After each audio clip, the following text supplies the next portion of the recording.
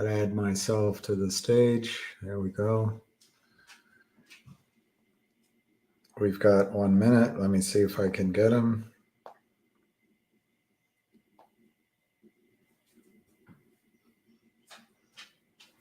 Ready to connect. Your mom is Connected ready. to Bill's iPhone. Your mom is ready to connect.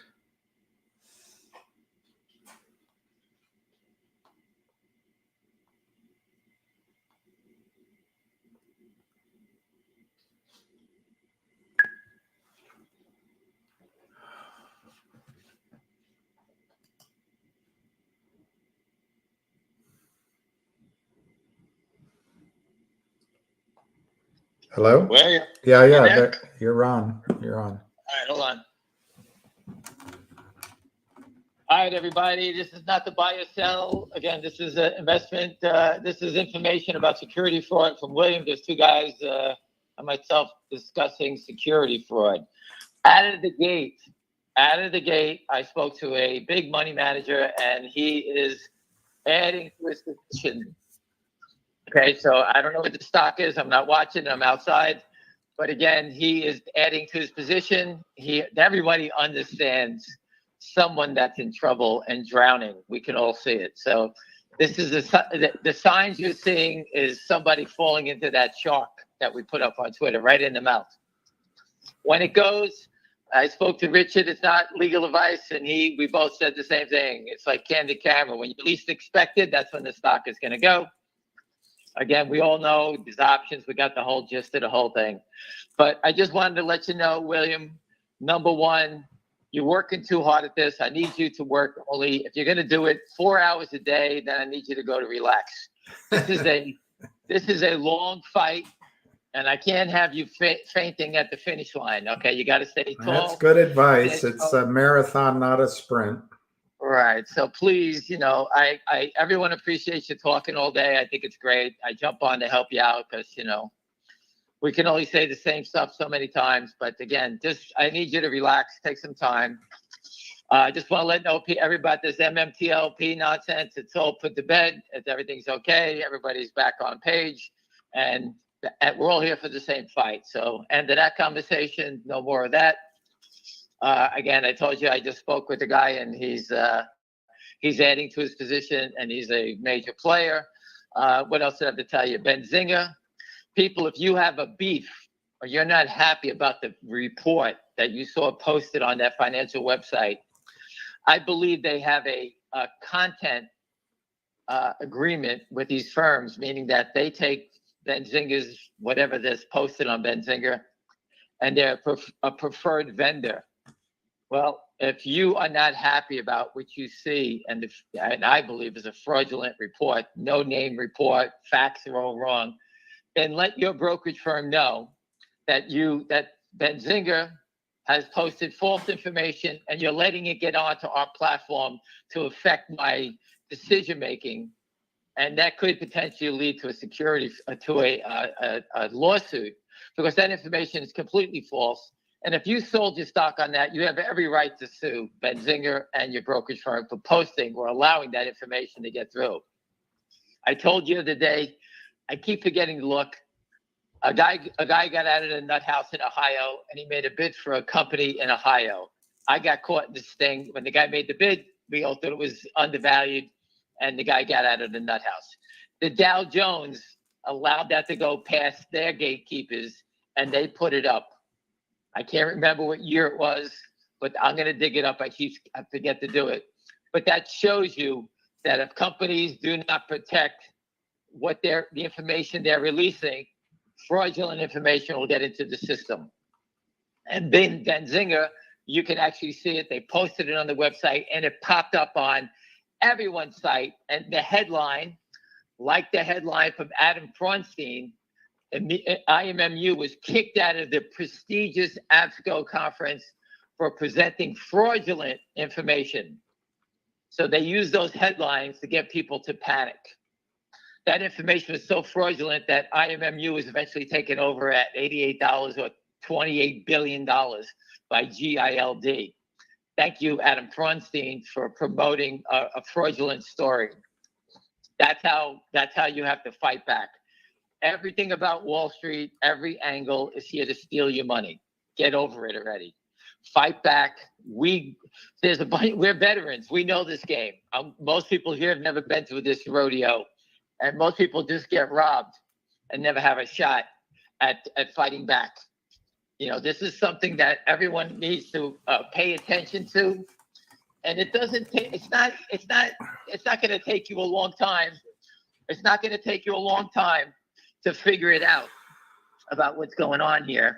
But again, if you like, take the time, send it to your brokerage firm, and tell them you're not happy about the fraudulent report, and you would like to know what they're going to do about it, and that you request that they take that stuff down, and don't take information from Benzinga, and see how fast Benzinga cleans up their act. Benzinga has reached out to the movie people and has agreed to do an interview, and the interview is about one subject only.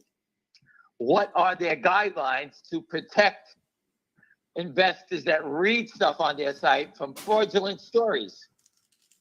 Well, when we get to see his answers, then Mark Brazil can go at him and say, okay, how did this one slip in? What were the guidelines on this? And then demand what email sent it to you, who's behind it, and get that information. Because at that point, Benzinga has no choice but to give up the hoodlum, or else he loses the whole business. All right?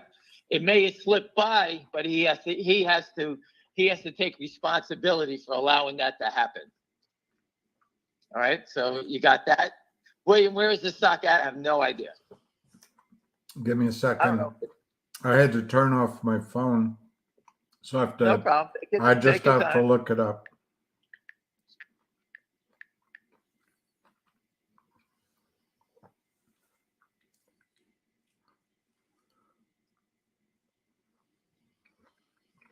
Yeah, sorry. It's slow. I'll tell you. I'll interrupt you as soon as it comes Someone up. just said it's 684 on 417,000 shares. William, thank God you're not a gunfighter in the Old West. We would have shot you 20 times already. But again, so everyone, this is a fight. Our short seller is like a bullfight. We're wearing them out. Every angle that they try, their desperations, everyone is seeing it. Money managers, professional investors, all can see the desperation by the short sellers. All right. So again, I don't know how long they get to stand here. I don't think it's much longer. And I think that eventually, who knows? Maybe today they fold. I have no idea.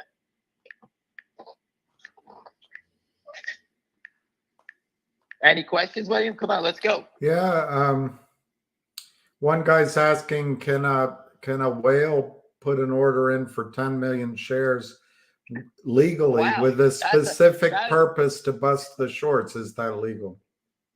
Yeah, listen, hedge funds and people of that power don't like to abuse that power. They're not here to spoof your way to stardom. They're here to accumulate. It's about making money. If you just go out there and spoof big orders and not buy anything, okay, you're just as bad as the criminals then, right? Manipulating the market to go up.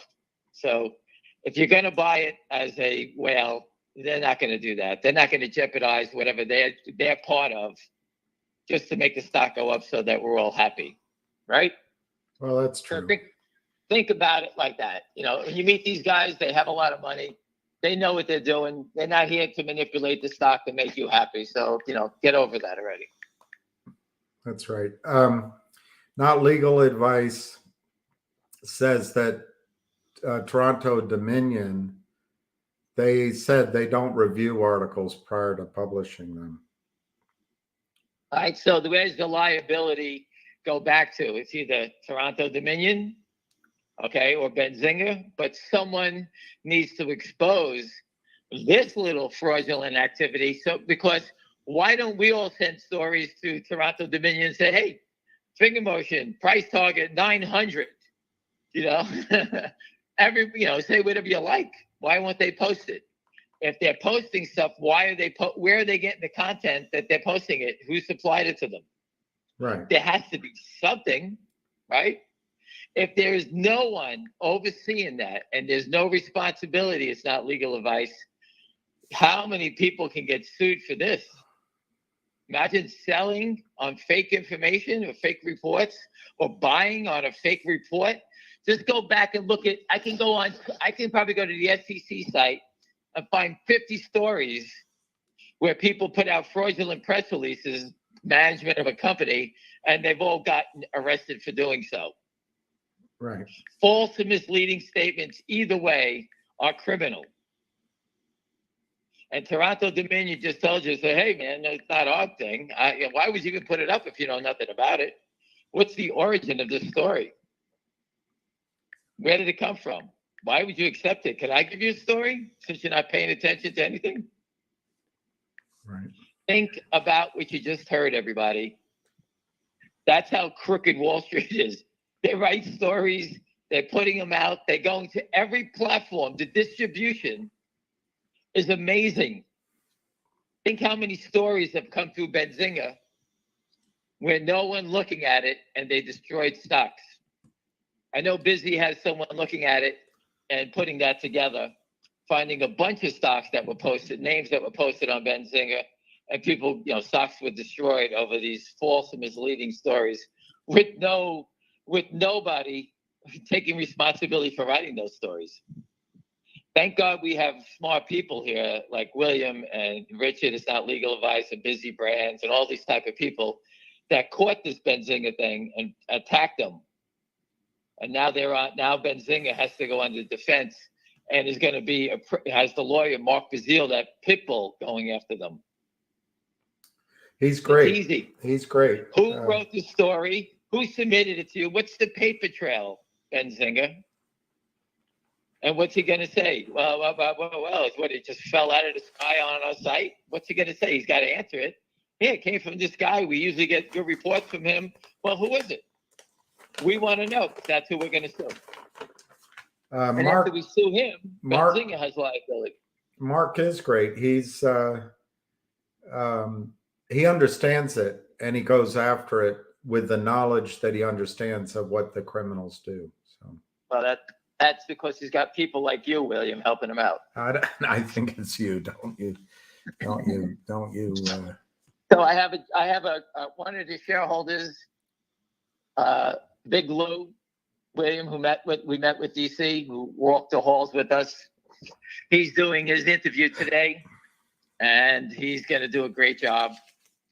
And a few other people. I just had one of our shareholders reaching out to another famous shareholder, Dr. Aziz. We're trying to try to get him on the conference on the movie, because he's been around a long time, and as an oncology surgeon who deals with death every day, to have him and his family terrorized by naked short sellers. Think about how disgusting that is. I want Dr. Aziz, if he's listening, if he's not in surgery, please agree to do a segment on the movie, because people need to understand that, here's our first responder, a guy that can save your life, anybody's life. He doesn't question you what you do when you go in there. He's there to save your life. If I was him and you told me you were a hedge fund and you played on the short side, I would tell you I'll be right back and leave you to die.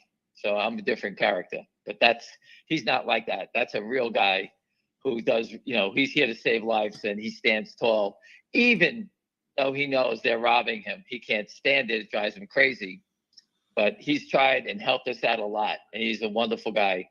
So again, Dr. Aziz, I'm sending the message through this conference call and through a few shareholders to reach out to him and set up his interview with the movie people.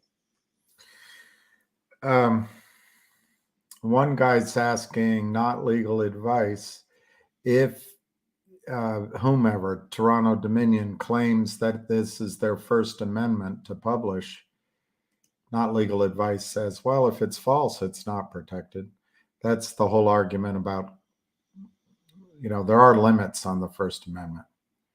Can't cry fire The in a gentleman crowded yesterday, theater. William, on the call in the afternoon says, when you put it in writing, there's libel. It's right? libel, yeah. I and I. That's how you remember. Writing has an I in it. Libel has an I in All right. I'm never going to remember that, so don't say it again. it. Verbal I forgot. is slander. Again, so we want to know who's the author, who's the analyst, where did it come from? If it was a paid content provider, how much did they pay Benzinga? And where did it come from? It's pretty easy. If Benzinga wants to take the heat for it, then so be it. Then everybody needs to call up their brokerage firm and tell them to stop taking information from them. That'll put him out of business, because that's where he makes his money, being a content provider. All right. So again, that information isn't his. He doesn't have an analyst doing reports. And of all the companies in the world, he picked finger motion, and he was completely off by 1,000,000%.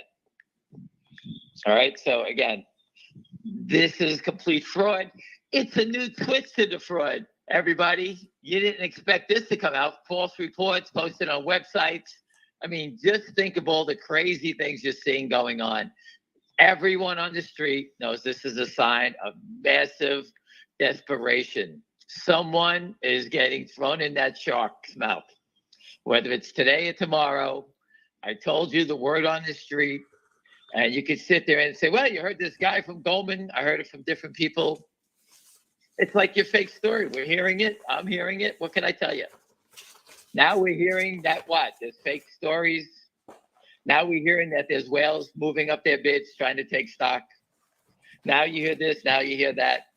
Okay, this is our First Amendment. We're allowed to say what we hear, right? We're not saying it's guaranteed. I am not saying it's guaranteed, but it's nice to know what's going on in the Just street. don't right? question the election results, please. Don't question. Not You on don't need my, any not on ID. my YouTube. Right. Any other questions, William? I'm trying my best to answer everything before you. I have to pick up my wife and her 2 boyfriends this afternoon. William, So you're on edge. I have this feeling they're going to come out. The 3 of them are going to come out, and they're going to give me $20 to put their luggage in my car. Make sure you compliment their shoes. You'll be on their good side. So everybody needs to know. While the warden was away, we were all playing. Now the warden's coming home. We're back in lockdown, so it's over with. She wanted to know if I was vacuuming the house when she was away. I don't even know where the vacuum is. Somebody's asking, can the other side pay for a story to correct the first? They've already hit and run. Yeah, they've moved down the line. Whoever put that story out yesterday was paid to do it. All the little bandits came in, tried to knock it down to 620. Listen, do you remember these stocks you guys don't know, but these are knockout punches. Right. Like, for example, TIO, I remember that Hindenburg came out and did a bashing job on that stock. They knocked it down from 5 to below $1. It hasn't bounced back up. That's what they keep trying to do. They're trying to poke and look for a hole in our defense, and this way they can run through that hole. That's all they're trying to do. So what's next? They're going to attack you. They're going to attack me. Who cares? It's all about what's in front of you. The borrow rate is through the roof. There's no shares to borrow. They're naked shorted enough to choke a horse. They know they're exposed. They need people. They need everyone on this phone call to sell. Right. How are they going to convince you to sell? Well, everybody use your imagination. You can see that they're using theirs. They're sitting there on the phone today and say, that rat bastard Ham is talking to William again, teaching these people about what we tried to do. They're 2 steps ahead of us. That's why I keep telling you guys, these people are monkeys. They're not traders. They have no clue what they're doing. Charlie Mayo and the Kramers are even worse than this gang. All right. So again, what stock is going to go first? I hope they all go at the same time. People ask me, someone said, oh, the best setup in the world in GTI. I do agree it's the best setup, but it's been overtaken because of the power of finger motion now has trapped the short sellers 5 times more than they should have. And now it's reversed. So now this stock is the one that's going to go first. That's how it looks to me. And then we're going to circle back and trample those guys. So for those people who, again, say I forget and never speak about it, I do. I say it every day. But if you need me to sign a piece of paper and tell you where I'm going next, no problem. We're going to take the winnings, like every degenerate gambler on this call. We're going to, like my guys in Brooklyn, they're all degenerate gamblers. When we win the first game on Sunday, we're going to go bet more on the second game, right? Try to double down and win more. Well, that's what we're going to do in the stock market. Once we expose the criminals, then it's a free shot on the next one. Yep. I had a few things I repeated yesterday, maybe late in the day. William, I don't remember what I said. Well, I don't remember what you said yesterday, except for the dramatic stuff. My friend just texted me. He's got another 50,000 to buy in Finger. Brokers are putting away the stock. They can see the trap. They're trapped. There's no way out. The money manager that bought yesterday, who bought all those calls, who's been buying them, he said, looks like they shot all their bullets yesterday. There's nothing left to say. Professional people can see death. This is what it looks like. I hope it goes. William, I hate to ask you, where's the stock at? It's 694. Okay, so again, it's 694. People are accumulating it. And again, accumulation, everyone, always leads to higher prices. Pushing it down brings in buyers. Letting it run up will bring in sellers. The problem is, if it goes up, they cannot maintain their margin. And that's why they fight so hard to hold it down, because if it goes up, everything, it costs money. You know, for example, I can't think, if you go to a steakhouse, you get the steak is $65. If you want a French fry, that's $10. If you want cream spinach, it's $12 more. It's the same thing on Wall Street. If you're shorting it, you got to pay all these different fees attached to it. Nothing is free. All right, these guys are naked shorting. They have all types of fees attached to this. They pay brokers to execute the stock and kill it. Like the guy from Morgan Stanley, I was paid to naked short every day. He said it in the video, the guy from Share and Tell. So these orders are entering the system through brokers. It's not just coming from the short to the platforms. They give orders all over the street to make it look like there's different sellers. They're trying every trick in the book to try to get you to sell. And again, you can do what you like. This is a game where you need to make your own decisions, protect your own family, and never turn a winning trade into a losing trade. If you can't afford it, please protect yourself. We're fighting criminals. This isn't normal. The whole thing about this stock and GTI, nothing is normal. The one thing is normal is the company's doing the right thing. The company's building a massive company. The fundamentals are there. The revenue's there. They're going to be profitable, blah, blah, blah, blah. The company put it out in a press release. You make the determination. So this company, the gentleman yesterday told me that the company's worth $8 right now and $10 in the next quarter based on he sees on the projections. That's someone that is an IR guy, a well-known guy who does fundamental work. I do nothing about fundamental work. That's not my thing. So I respect it when he says things like that. So I have no fear of holding on to a company that's going the right direction. The fear in this stock is people that bought options that are concerned that they're going to hold it down again. But there's short sellers holding it down. They're running out of steam here. Once it goes through the next strike, which is 7, I expect a quick move up to 8 because now these $7 options become in play. As it moves and it breaks 8, the $8 calls become in play. And if they just surrender and fold, boom, everything's in play. That's how it works. It walks and then it runs. And this stock has had enough buying for months. This by itself should be $20 or $30 all the buying that came into this stock if it was a normal stock.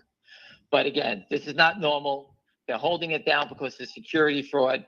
And because of security fraud, you're getting a life-changing situation, which we have documented for 3 years. Not 3 weeks, 3 years. If one guy's saying if the queen had balls, she'd be king. Is that what you're going to say?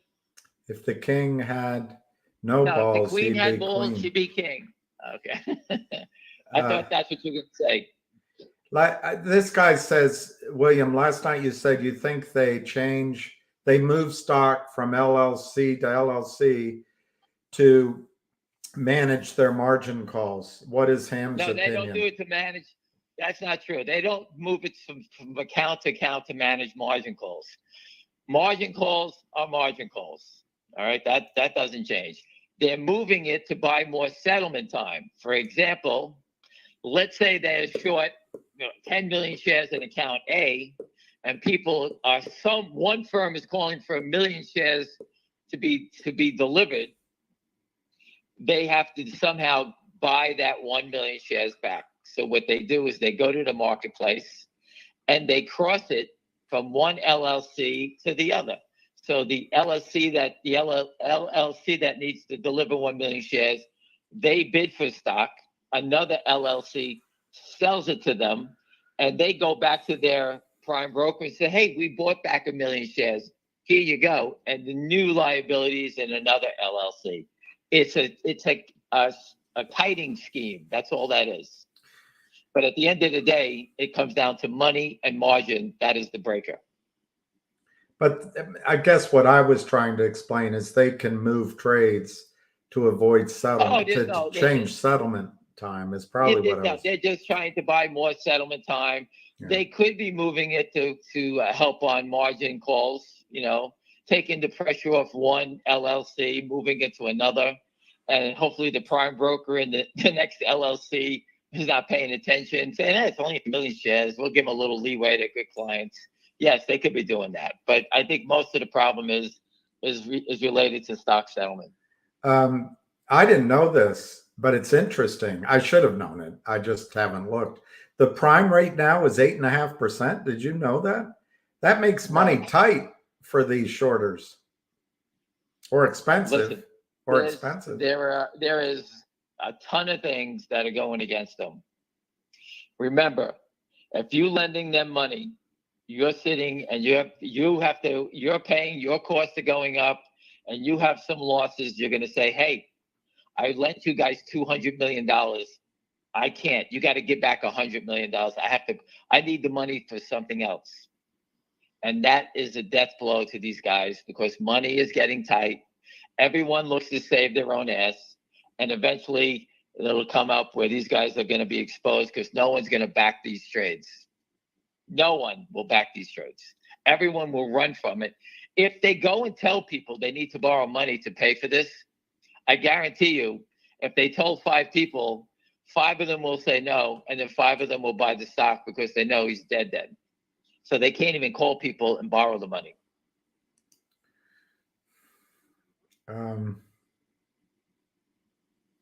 I'm looking. There's a bunch of questions that I'm trying to filter out. No, just bang them out. Don't make a difference. If they're stupid, I'll just go right past it. Well, one guy's asking, have you had contact recently with Univest? No. Gamma squeeze is another comment. I don't know what you can add to that. As the stock moves up through these strike prices, so they're fighting to hold it below 7. Why are they fighting to hold it below 7? What's the problem with 7? Is it A, could it begin the beginning of a gamma squeeze? Yes. Could it be that they're margin money and they're going to get bought in at that point? Yes. There's a bunch of things here that could be holding it, why they need to hold it below 7. The 2 that I think it is that they can't afford the margin. And that once it goes through, the guys that sold the $7 calls now have to become buyers of the stock because they're short the calls. And the way to protect themselves as a market maker, if they sold those calls, the $7 calls for this week, and they sold them at 50 or 60 cents, and the stock goes through 7, they are short. So what they try to do is go out there and buy stock at 705, 710, 720. If they buy it up to 759, they're 1 cent in the black because they sold it at 760 and they're hedged. And that's what is a gamma squeeze. The market makers will start covering the stock. They have to buy the stock because they sold the calls.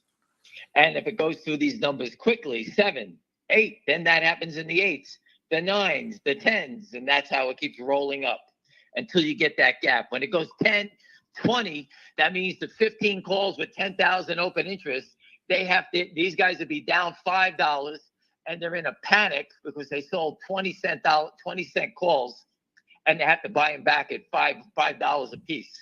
Imagine selling calls at 20 cents and buying them back at $5 or $6. That means destruction for the market makers. And the options, forget the naked short, that's a different part of the game. That's what a gamma squeeze is all about. You get the option market makers, the naked short trying to cover, the option makers trying to cover, people still buying and running in front of it, and that's when you get a gamma squeeze out of it. And the people that, if the stock gaps to 20, the people that bought the 10s, they're going to buy the 25 calls, and it just keeps going, and you just keep pressing the bet. It's like being at a roulette table or whatever. You hit a number, you're going to put more money out there. You put 100 on a number, you get $3,500 back, right? You get 35 to 1. You get 3,500 back. And I would do is I bet 3,000, put 500 in my pocket, and if you hit $100 again, you win 3,500 again for putting 3,000. Just keep pressing it. And that's how people do it in roulette. All of a sudden you bet 200 a number. Next time it hits, you win 7,000. And that's how people roll up a roulette win, is by pressing your bets. Sounds like you have a gambling problem to go along. Oh, with, I did that. to go along with anger management table. issues. I went to the table. I was betting $25 on a bunch of numbers. I won $12.50. Then I bet the $12.50 on a few numbers. I started betting 100. Then I win $3,500. And then I went to $200 a number. And you close your eyes, and all of a sudden you win 7,000. Then I bet 3,000, keep 4 in my pocket, and you hit one more time again for 200 on it. You walk away with 15,000 in a few minutes in roulette. That's 5 spins. All right, the top 10 athletes who wore the number 7: Randall Cunningham, number 10; number 9, Michael Vick; number 8, Ray Bork, whoever that is; hockey player from the Bruins. Number 7, Ivan Pudgy Rodriguez; number 6, Pete Maravich; number 5, Carmelo Anthony, whoever that is. He was the worst, that guy. Number 4, Barry Bonds.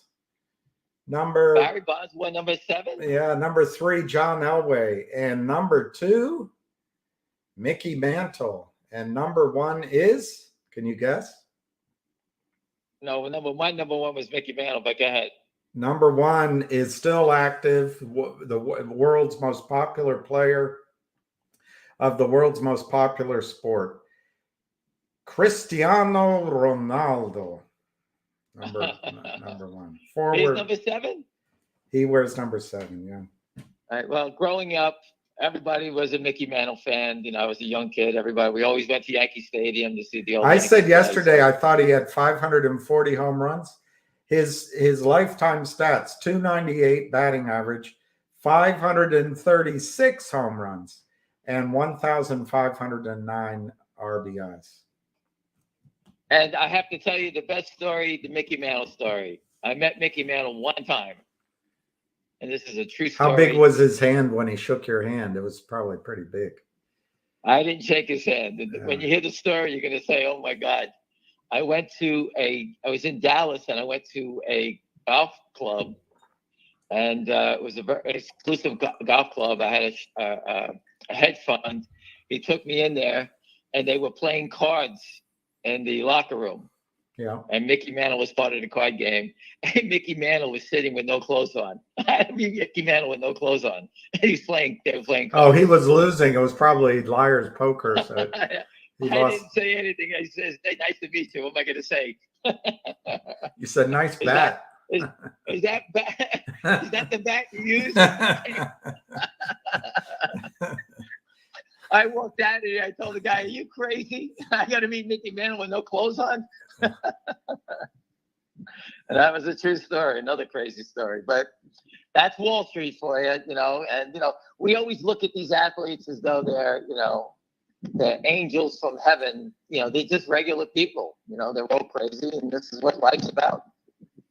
But the criminals, listen, I knew a lot of criminals growing up.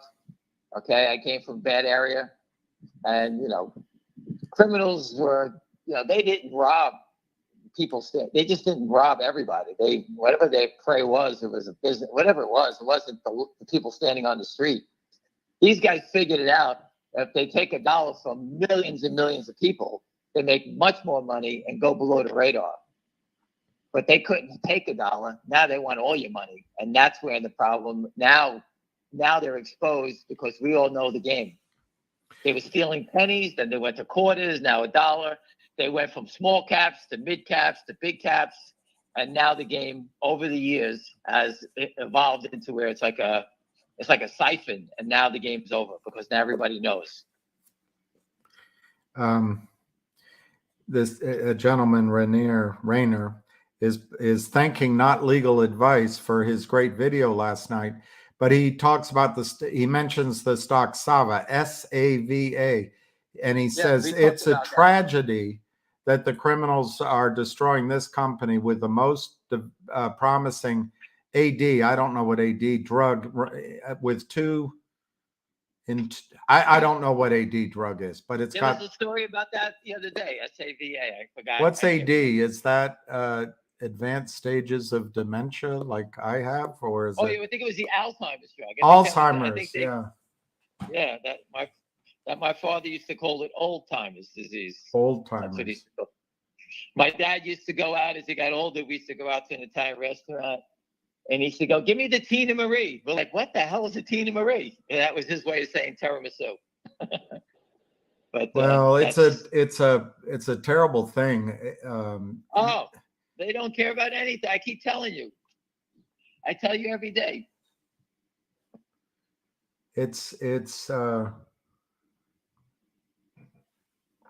I spoke with a former CEO earlier today at length, and I'm not going to. William, let me ask you this question. But what the shorts did is awful.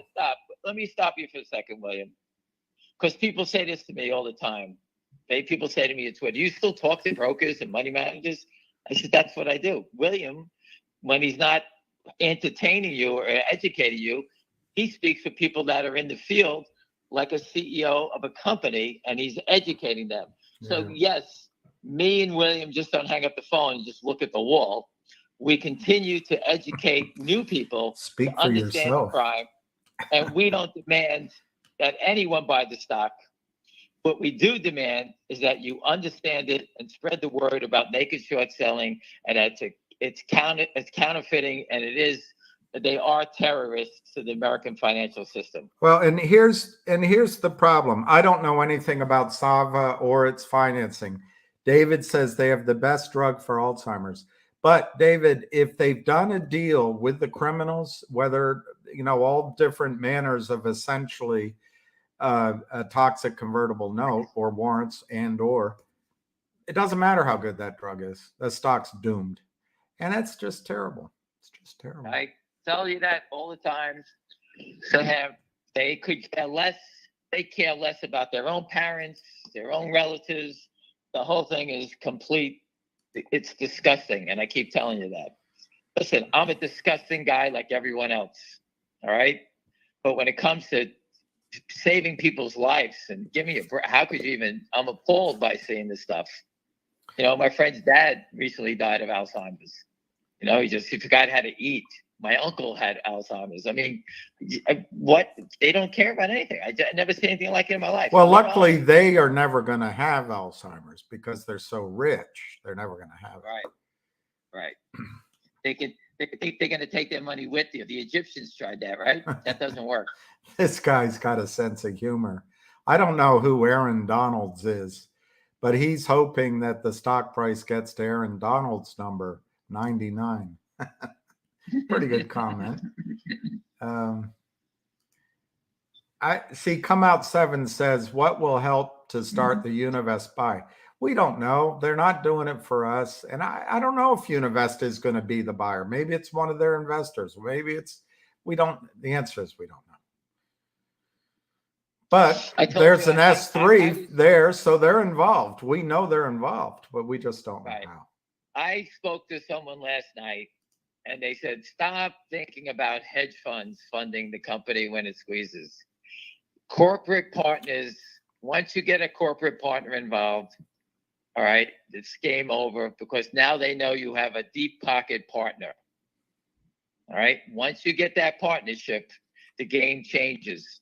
And I was trying to think of a stock that I recently, saw a partnership in it.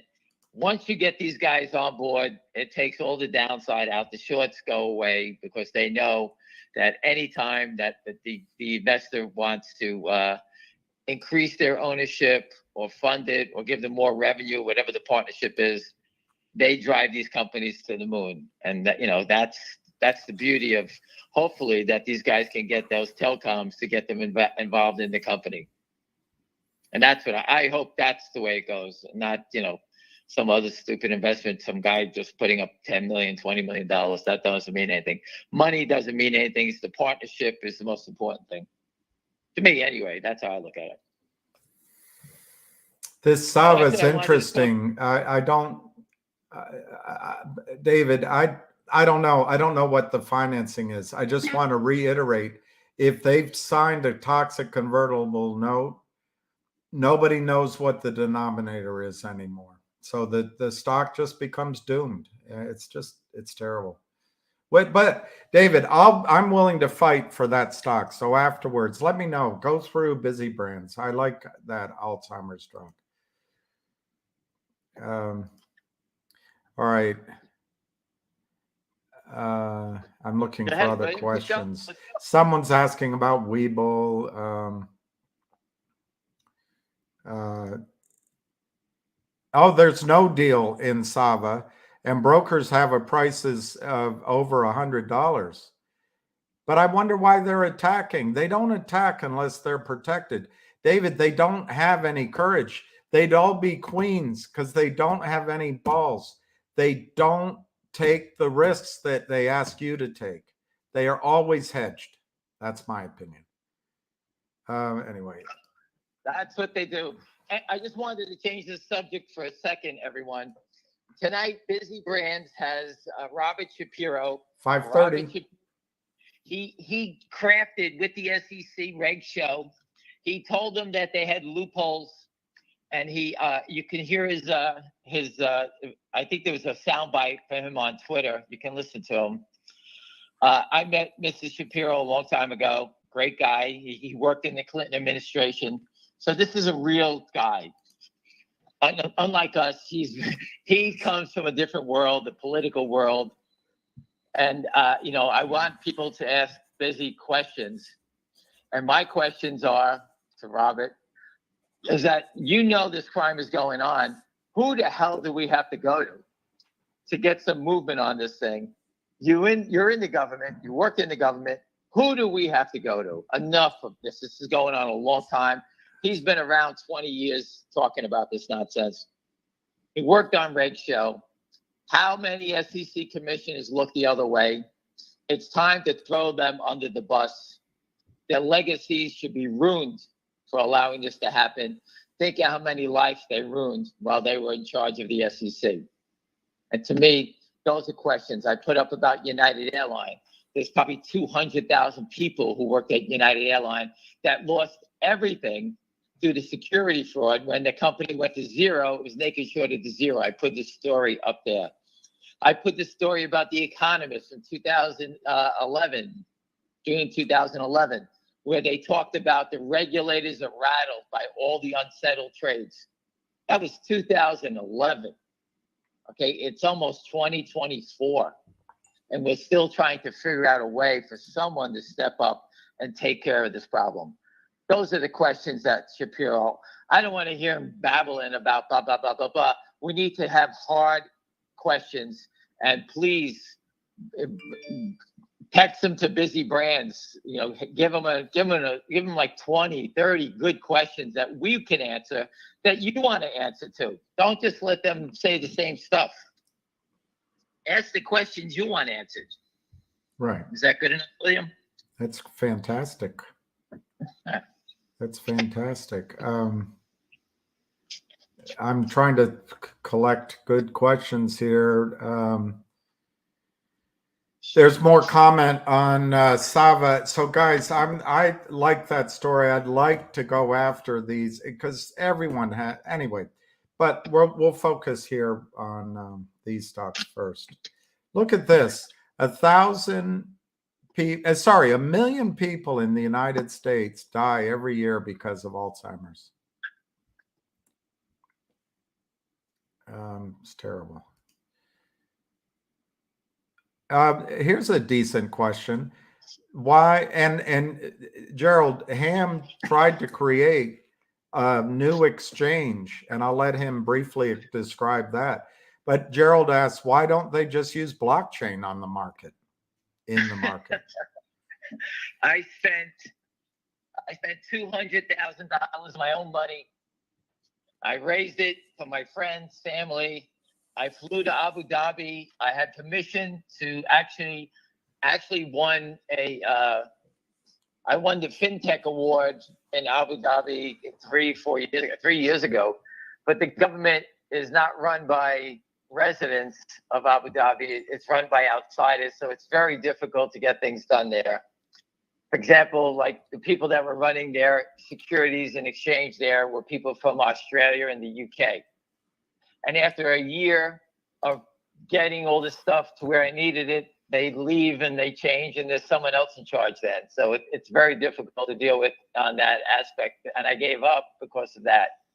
I pitched Saudi Arabia, and they said, why do you want to come here? I says, because I know you're going to treat the criminals the right way. Chop off their left hand first. Right. And they left, and they said, and I was talking to a woman, and she was the lead regulator there. And I said, the American Stock Exchange is all fraud. And she goes, we all know that. That was her response. And I couldn't believe it. That's what she said to me.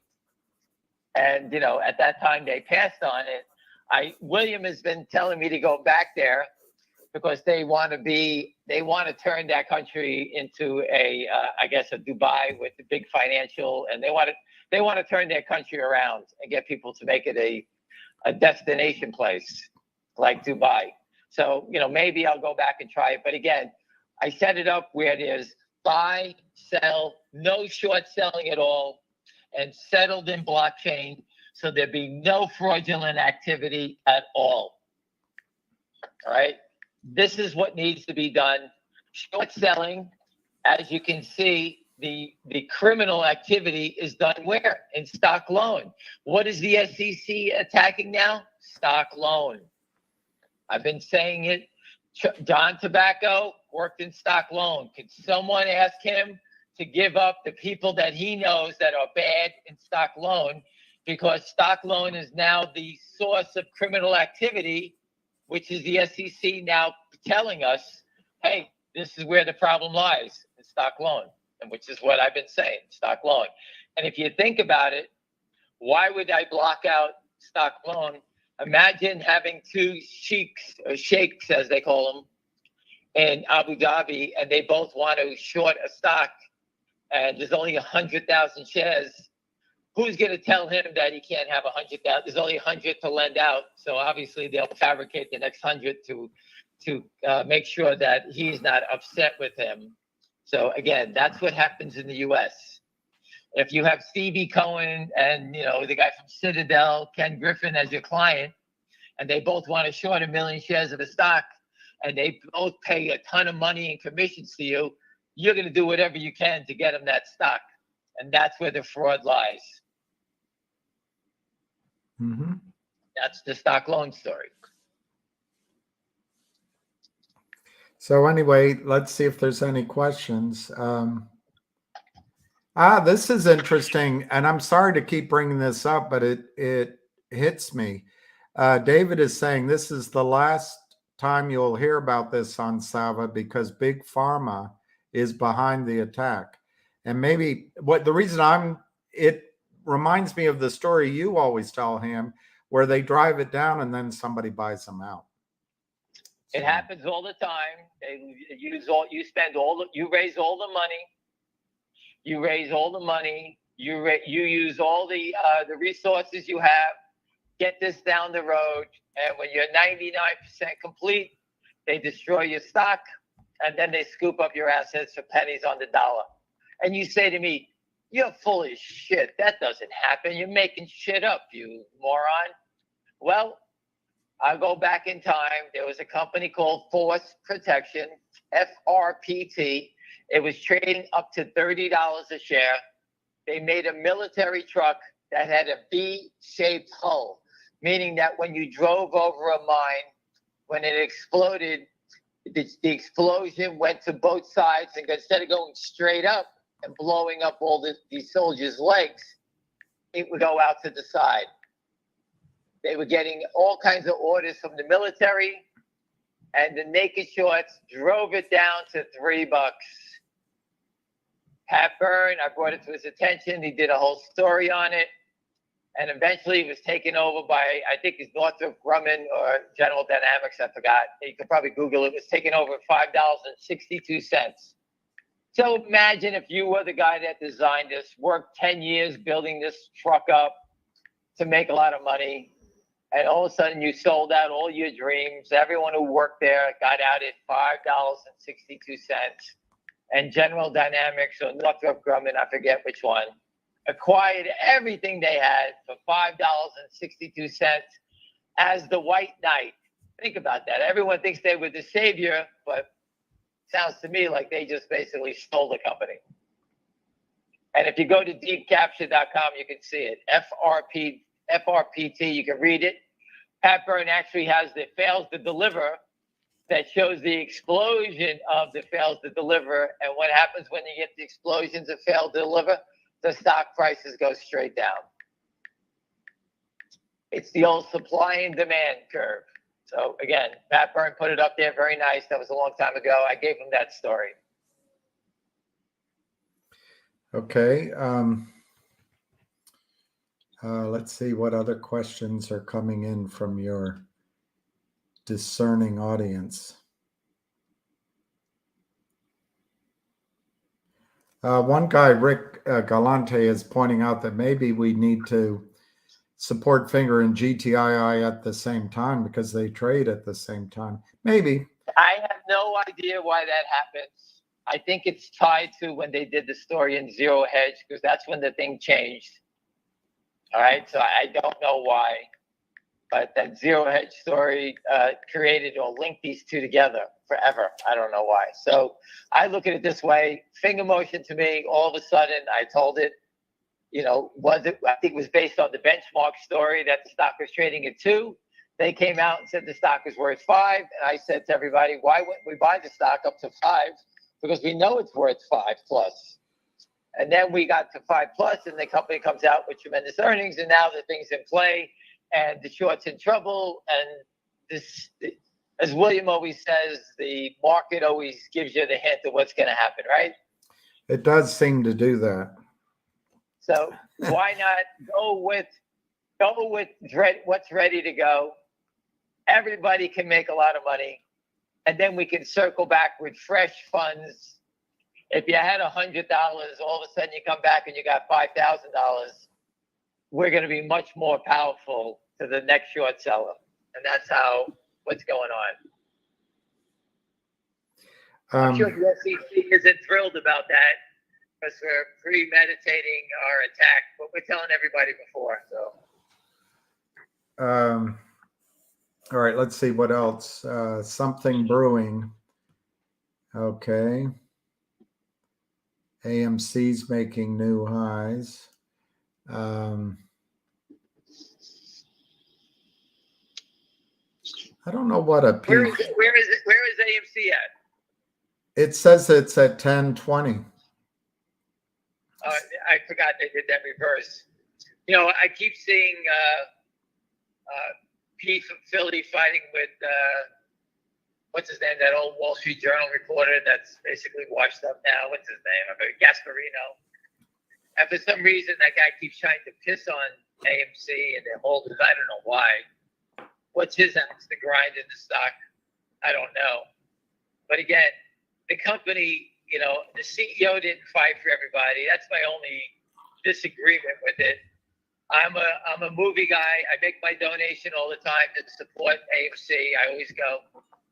And they had this Taylor Swift thing, and people bought tickets, and they bought popcorn, and they went and had a good time. Why wouldn't people want to celebrate, reward the company for doing something good? They had a blockbuster summer, and the stock goes nowhere. So basically, Wall Street is about just destroying. So it's just unbelievable, and you get no reward. So the only thing I can tell you to do is fight back, fight the naked shorts. That's the best business model in the world: is squeeze the naked shorts out, and you get rewarded. You can always buy fundamentals later. Go out. If I was the CEO of a company and got squeezed, AMC should have closed down all their theaters and just bought stock in Berkshire Hathaway. That's what it should have did. And we're going to do nothing. We're going to do nothing. We turn the AMC theaters. We closed them down. He raised $500 million. We used all the money to buy Berkshire Hathaway stock, and we're going to follow at what he does. That's it. What are they going to do? Yell at him? Right? Yeah, I'm just looking. There's a lot of sort of questions off topic, which, man, this Sava, 80% of patients, I don't know what P3 is, but my point is it looks like it has good results. I'd love to help them. Screw the shorts. Somebody's saying AMC should be way higher. I don't know about that. I just told you what's happening there. This is the more true statement from Talat. In U.S. equity markets, a company doesn't just have to focus on growing, but also on fighting the shorts. That encapsulates it. It's impossible. These companies have no idea. Their lawyers work against them. The lawyers tell, and I'm sure MULN, when I spoke to the guy before he did all these crazy reverses, I spoke to his lawyers, and I'm sure they talked him out of doing something crazy. But then they had no choice because the stock was still going down after the reverses. So lawyers they don't understand it. They can't believe the system is upside down like this. They don't believe it. The SEC is going to come after you if you speak. That's the mentality. So I look at it this way. If you don't fight, then you're wasting your time. If I was a CEO, I shut down all operations and just attack the naked shorts, because the only way out is to buy the stock. Right.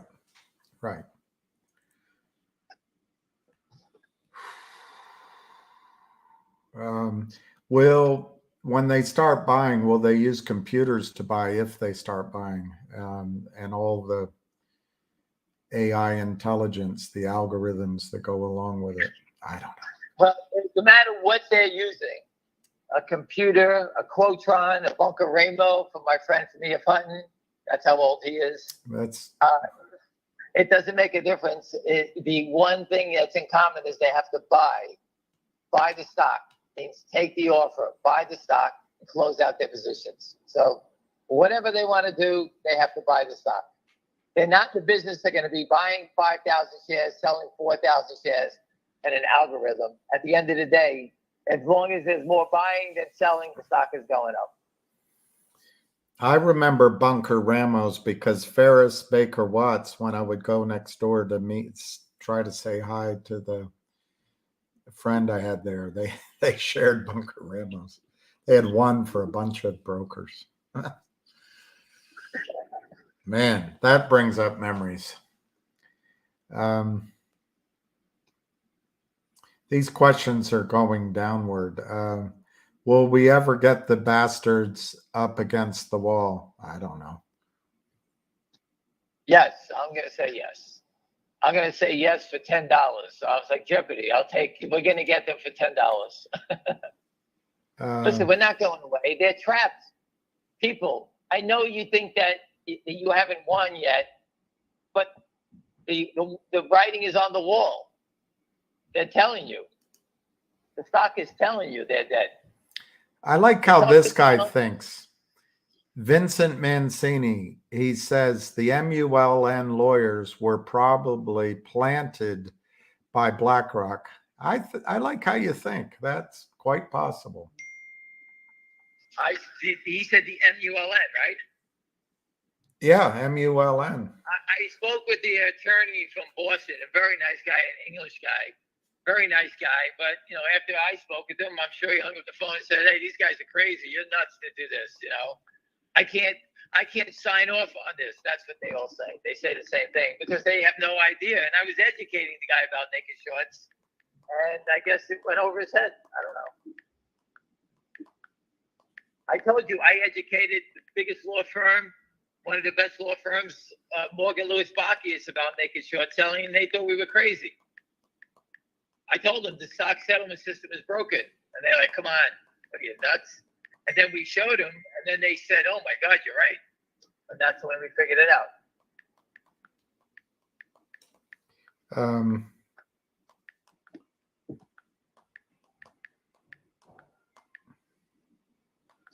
You guys do realize, that I think that we're one more attack through 7. I think it's going to set it off. That's my belief. Because every time we get up there, today we got to 698, maybe. I'm not sure. Did we get to 699? Yeah, but I think we're at 680 now. I didn't look, but let me look. Yeah, no, it doesn't make a difference where we are, but it's like we're going up and they push it down quick because they can't have it. They can't have it living around that $7 range. I told you, once we break 7, the market makers on the options, the 7 calls, which I don't know the open interest on those, they'll start buying the stock. The short seller does not want the option market makers buying the stock because that just brings in more buying into it.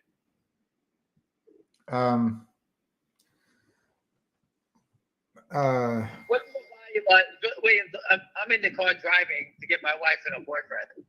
So what is the value? Now, when you meet the boyfriends, make sure you comment on their shoes and how nice their hair looks. And I'm going to ask you, what side of the bed do you sleep on? No, don't ask that. They'll let you know. You'll be able to tell who's I'm going to tell them, listen, William, I'm going to tell them, listen, I don't give a shit what happens. I get the remote. That's what I'm going to say.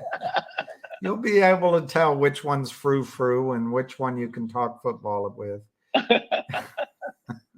Soccer. It'll have to be soccer. What is the volume in the stock? Let me see. Hang on, relax, everybody.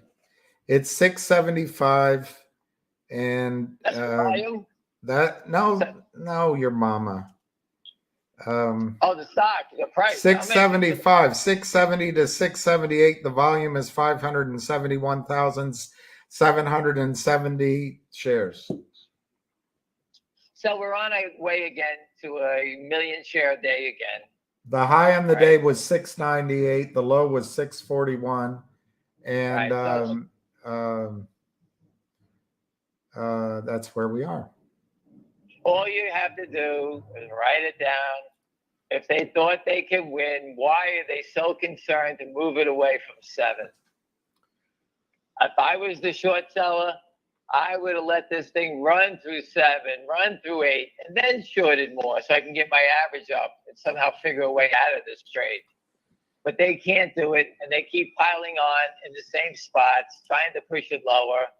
and it doesn't work. I just told you, there's smart people accumulating it. And they don't accumulate, if they don't care if they buy it at 650, 690, it doesn't make a difference to them. They can tell. Wall Street can tell. Somebody's pointing out there's 4,500 calls for October at 7, 3,200 at 9, 10,000 at 10, and I guess 4,500 also at 8. Anyway, he's pointing that out. Yeah, those guys are short against those calls, and they don't want those stocks. Once it goes through those numbers, those guys will start buying the stock. I just thought of the Family Guy scene where he's directing a movie and he asks for the gay guys, and the first set were too tame. He said, "No, the really gay guys." And the one guy said, "Yoo-hoo." That's what you have to practice saying, is yoo-hoo. Anyway, we're just having fun. Being gay's okay. I'm not when I was younger, I used to wonder, well, that's going to be lonely when they get older. So the payback is I'm lonely when I'm older. You can't make comments like that. Finger. Yes, you can. We don't care. It's okay. And I'm sure anyone that's gay understands. It's just a joke. It's not. I'm not. Richard, it's not legal advice. We're sorry for offending you. Not that there's anything wrong with that. KNOT. Not that there's anything wrong with that. That should be the name of his newsletter. Right. Well, listen, I really appreciate people like that and everyone that he's brought to the table and their opinions and what they see. And this is what's going to break it. Everyone's going to be part of history here. And I don't care who says anything. This is history. I'm gonna go out and buy the website Not Funny, KNOT funny.com.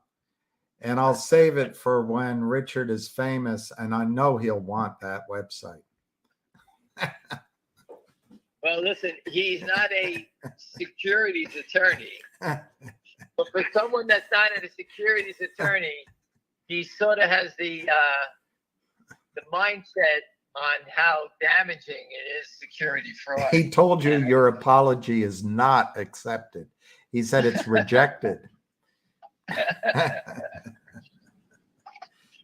Well, again.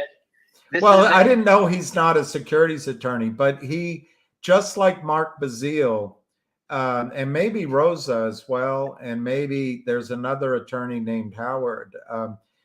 What's great about Richard is he sees it. He sees what's going on. He doesn't necessarily need it all entered into evidence and proven. He gets it, and then he's going after them. And I think it's tremendous what he offers. Everyone from busy brands, he was a military guy. He understands it. Everybody, honor this guy, that person. Everyone taught themselves and educated themselves. I mean, I think you guys know more than me at this point. Well, Busy's amazing, and he stays focused on what we're trying to accomplish, and he's constantly moving it forward.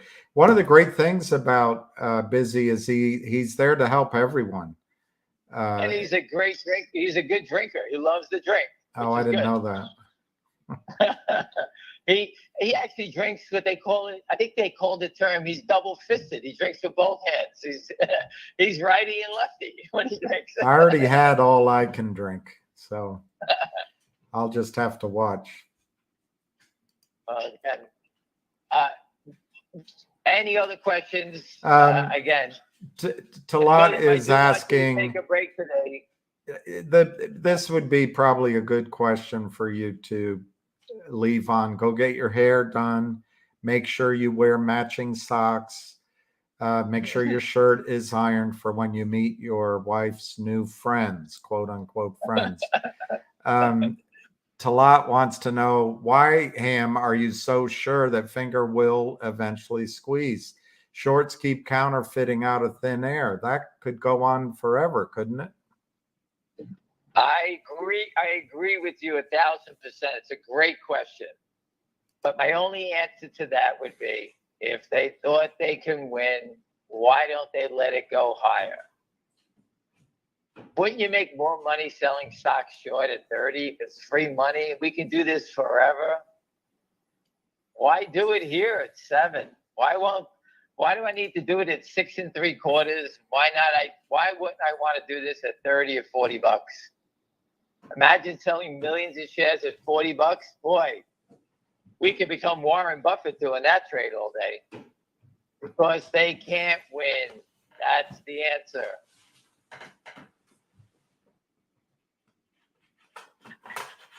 And Did I answer that one? Okay. you did a good job. You did a good job. What's the objective of the S3? It's very simple. Listen, people, I didn't know what an S3 was until they filed this stupid thing and everybody taught me about it. That's I wasn't on the corporate side, so I didn't do the financing like this. I had nothing to do with that type of stuff. And most people will tell you, if you're in equities, you don't know about bonds. If you're in equities, you may not know about options. I worked on the option desk, and I worked on the block trading desk. So I learned about options and I learned about equities. I wasn't on the OTC desk, so I didn't know how the market makers work. But the more I knew about it, the more I said, oh, these guys are just crooks. They're shooting against everybody's orders. We were not allowed to do that. One guy here is a complete shill. I'm not going to put his question up again, but I'll read it to you. He says he is a 5% holder of Finger, and he doesn't want to trigger a filing. But trust me on this. Management have told me they will dilute to all hell. So get out while you can. The only reason I bring that up, you can comment. You're obviously over the target. They're obviously bringing out the guns. This is a fake name, and I don't believe a word of your comment. But why don't you answer the question? Is management of Finger going to dilute shareholders all to hell? Yes, they just put that in a. They said, "Hey, everybody." You faded out. You faded out. You faded out. You're gone. You're gone. Anyway, they put out a press release that they're not going to raise money down here. So What's that? The company said that, correct? Yeah, it said it. Yeah. So why would you even come out and say something stupid? I mean, what are you, 12 years old? They're just trying to get a rise out of me. They know These are just- they know these are how just- flappable I am. They're trying to get a rise out of me. Listen, that is a stupid question. Stupid question. It's a stupid statement, and move along. Go someplace else. There's other stocks you can beat up. There's thousands of stocks that the shareholders have no control over what's going on. You can go manipulate them. Go knock yourself out. Don't manipulate Jeffries. Jeffries is diluting the stock. The president's selling it. There's security fraud in there, and it's $35 on the downside. Go have fun. What are you doing here? Go say whatever you want there. Go bash that company. Yeah, exactly.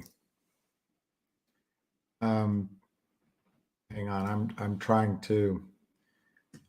to send Busy an invite. All right, I'm done. So Ham, Busy tonight, 5:30. Robert Shapiro. Listen, there's plenty of great questions you need to ask Robert Shapiro. Please. He's not a stock guy. He's not going to be able to answer all the stupid questions that I'm answering. What's the price target? What's this? The one question would be, with the SEC, are they afraid of forcing settlement because of? I don't. Yeah, go ahead.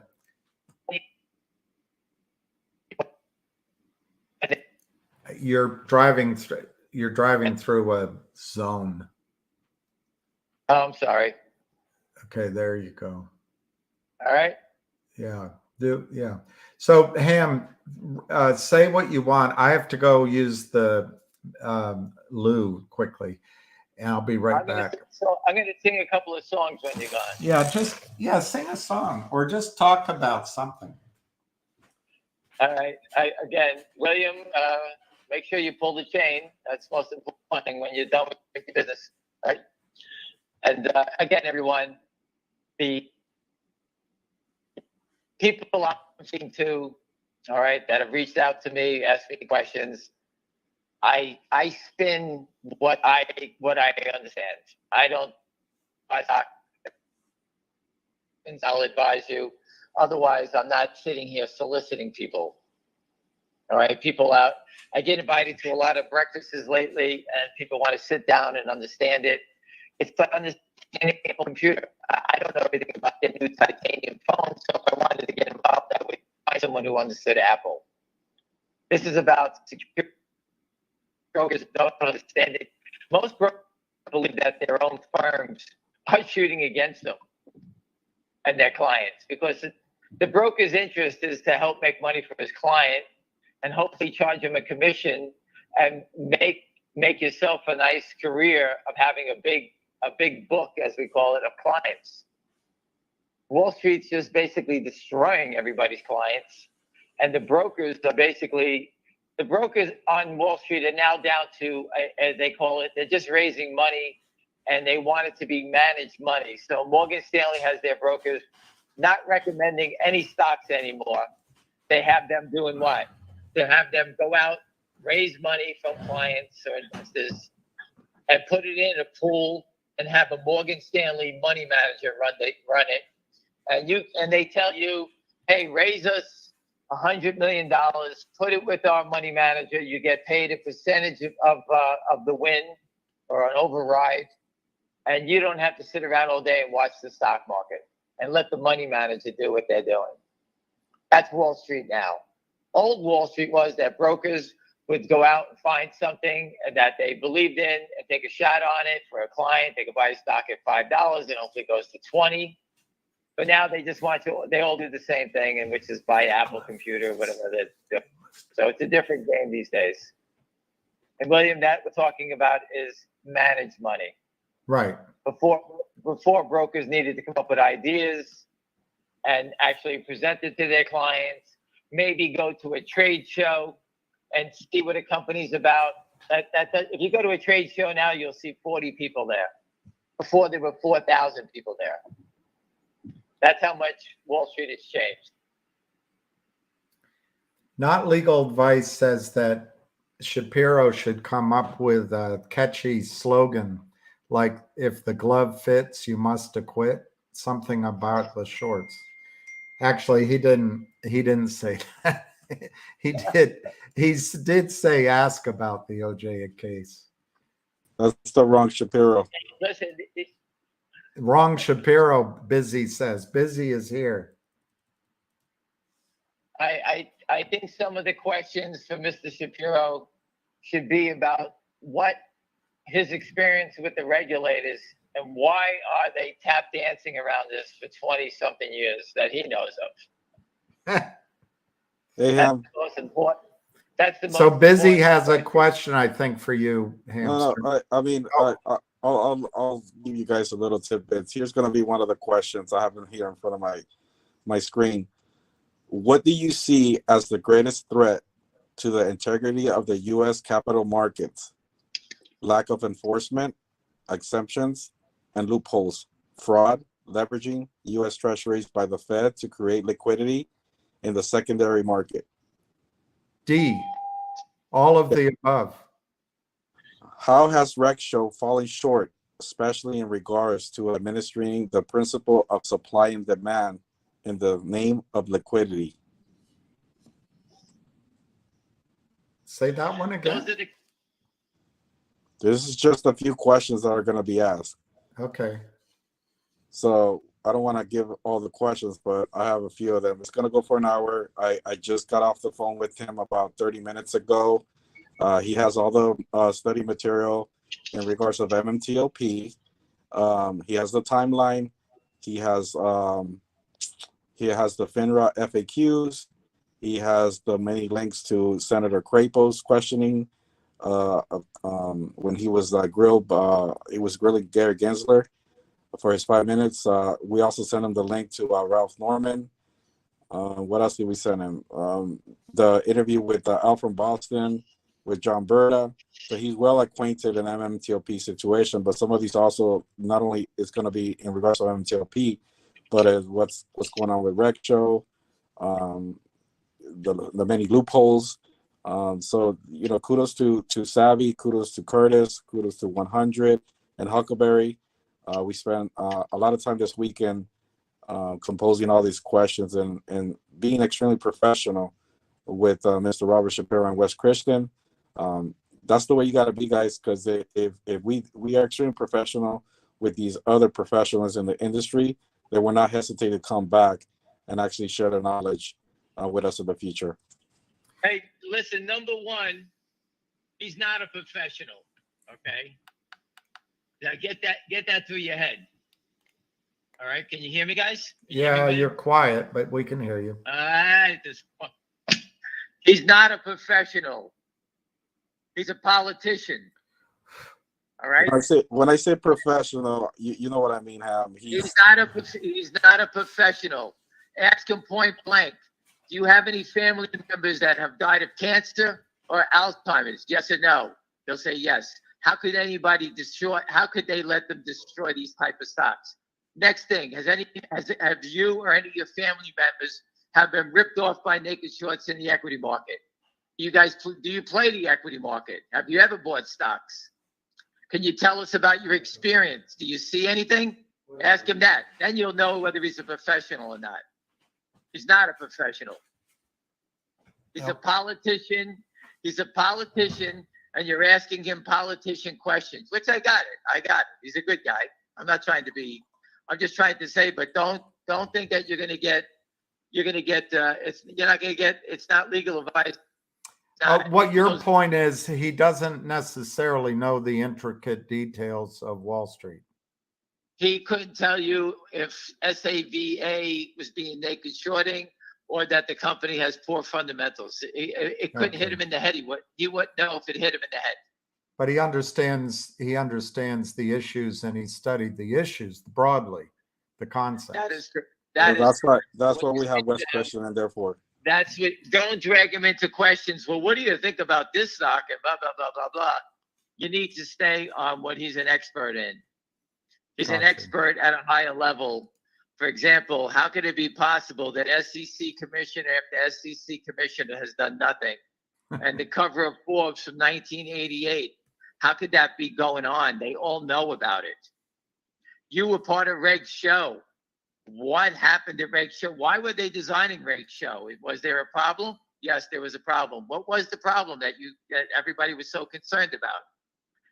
All right, they all know about it. So if there is a problem and we all know about it, how come they continue to let it go on? It's 2024.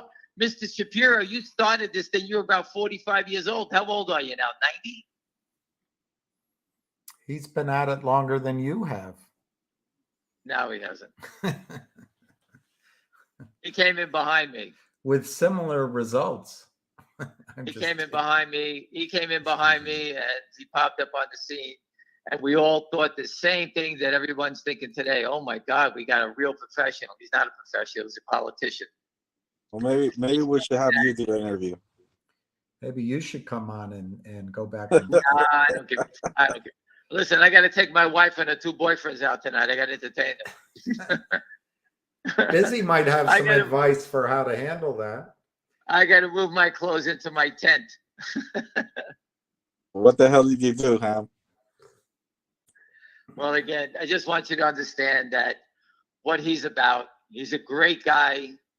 Susan Trimbath is a great person, but she speaks in circles that you would never even understand. All right, she's too deep. I'll break it down to the bottom. This is called counterfeiting, plain and simple. How does the Secret Service allow counterfeiting of this magnitude and no one does anything about it for this long? Everybody knows trillions of dollars are being stolen from U.S. pension funds, first responders, even their own accounts. The Secret Service, IFBI, they all have pension accounts. They're all being robbed. And no one says anything about it. So here's Those a are the Finger question. How does Finger position itself competitively in the highly saturated mobile payment market in China? And what partnerships or alliances has it formed to ensure sustained growth and market share capture? Here's a report from Benchmark. And if Ham doesn't want to answer it, I don't blame him. But the report from Benchmark is dated June 22nd, 2023. And I recommend you read that if you want the answers to your question. How did the highly competitive? It says it's highly saturated, and So here it is. So he doesn't understand it because he hasn't been around for 5 years in the stock. Finger Motion was given this license because Alibaba and Tencent got caught with their hand in the cookie jar. All right. So the Chinese government needed to get someone in here they can trust. And you say, what did Alibaba and Tencent do to upset the Chinese government? Well, they were selling $1 billion, for example, $1 billion of prepaid phone cards at 99 cents to Alibaba. A businessman would buy them, okay, from Alibaba, then leave the country and sell them online in, let's say, Singapore. They would sell them online in Singapore, and the money would be transferred from China to Singapore, and the money was laundered out of the country.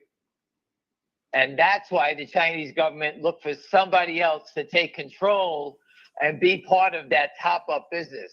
And that's what I was told 5 years ago is why Finger Motion, out of the blue, hit the lottery and was given that license to get top-up business. They just didn't get it walking down the street and someone say, hey, guys, you want a top-up license? The reason it was fraud by Alibaba.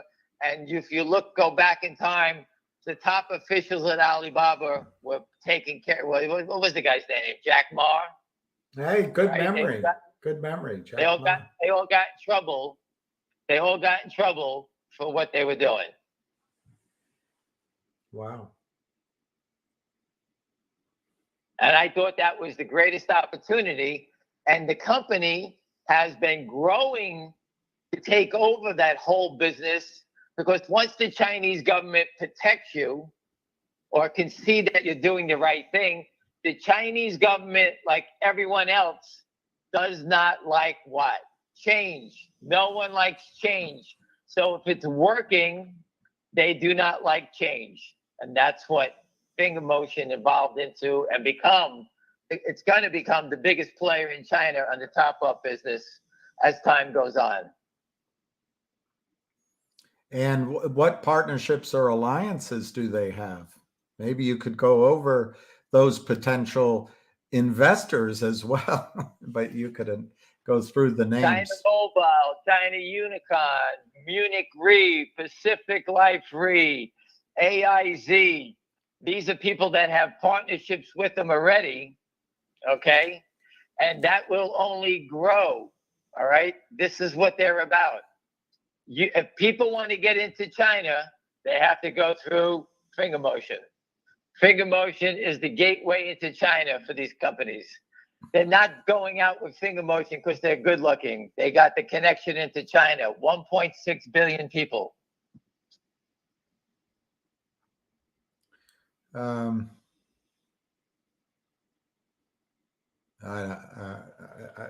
One guy wants you to compare. Did I answer that question? I thought you did a great job on that question. And I think the big thing that Finger has ahead of it that's not being considered is this so-called Apple Care. China has rolled out 5G in it province by province. And as people upgrade their phones to 5G phones, 1.5 billion phones, it is mandated, not optional, mandated. They have to buy a warranty. Finger has the So- #1 insurance company in the world for warranties out of New York City. And apparently it's going to cost $100 a year, no option. And for every It's customer included- Finger manages, they get $25. And that's high margin. So that's It's included in the monthly payment. And the Chinese government is mandating this insurance for one reason. They're mandating it because everyone needs to depend on what? They're depending on their cell phones. There is no more money in China. It's all use of the cell phones. If you have no cell phone, the people are useless. They can't do anything. So they're making sure that if your phone does break, you are covered and that you cannot just walk around and starve to death. You need to have a phone so that you can actually use it to buy things. Now, the breakdown of that contract, so everybody understands it, the breakdown is going to be $100 a year. $50 is going to go to AIZ because AIZ has to repair the phones. AIZ and this contract is taking time because AIZ has to build out places where they can get their phones serviced. You know, they have to make arrangements throughout China so that if you break your phone, you know where to go. You got your local AT&T or Verizon store in the US. They're going to have to find the local, whatever it's going to be called, to repair their phones in China. So AIZ gets 50 and Finger Motion gets 25 and the China Mobiles get 25. So I don't know if you do the math, but it's pretty massive once this gets going. So I think that's an example of rapid technological change or revenue change in Finger. But he follows up by asking you, and I'll read it carefully because it's written like a research. It's written like a a report you'd hand in.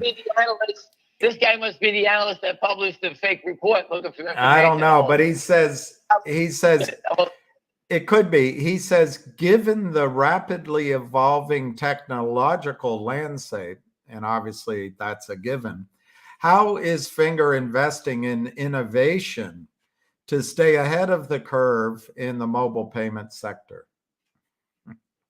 Well, the mobile payment sector in China is pretty basic. You have to buy minutes. It's no great shakes to what they're doing. You have to buy minutes, and the minutes are added to your phone. They call it a top up.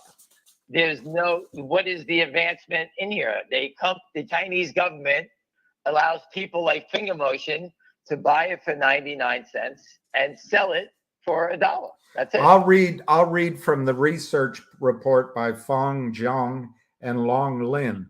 Mobile top-up business serves as stable and growing source of revenue and a gateway for data collection. Mobile top-up service in China is a large and highly fragmented market with a high barrier to entry. Only licensed players are allowed to offer the services, and they often operate at subscale due to their lack of capital. Finger's long-standing partnerships with China Mobile, China Unicom, coupled with its proven proprietary technology, offer a stable and visible source of revenue with ample headroom for growth should the company have access to incremental funding.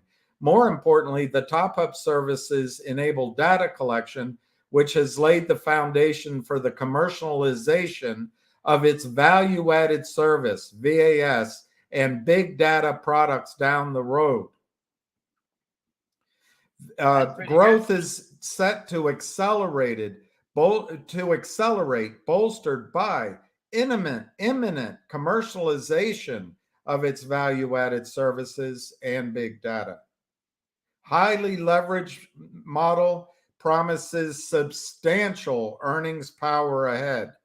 With the revenue mix shifting toward value-added service and big data, we foresee a notable boost to the blended gross profit margins this year and next. which is already showing up. Well, that was very detailed. And I gave you that the bigger finger motion gets, the less Alibaba and Tencent will have anything to do with the top-up business. The bigger they get, the more entrenched they get. Chinese government doesn't like change. All right. And I heard this 5 years ago.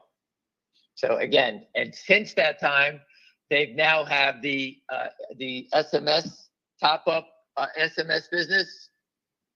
And they are now working on, hold on a second.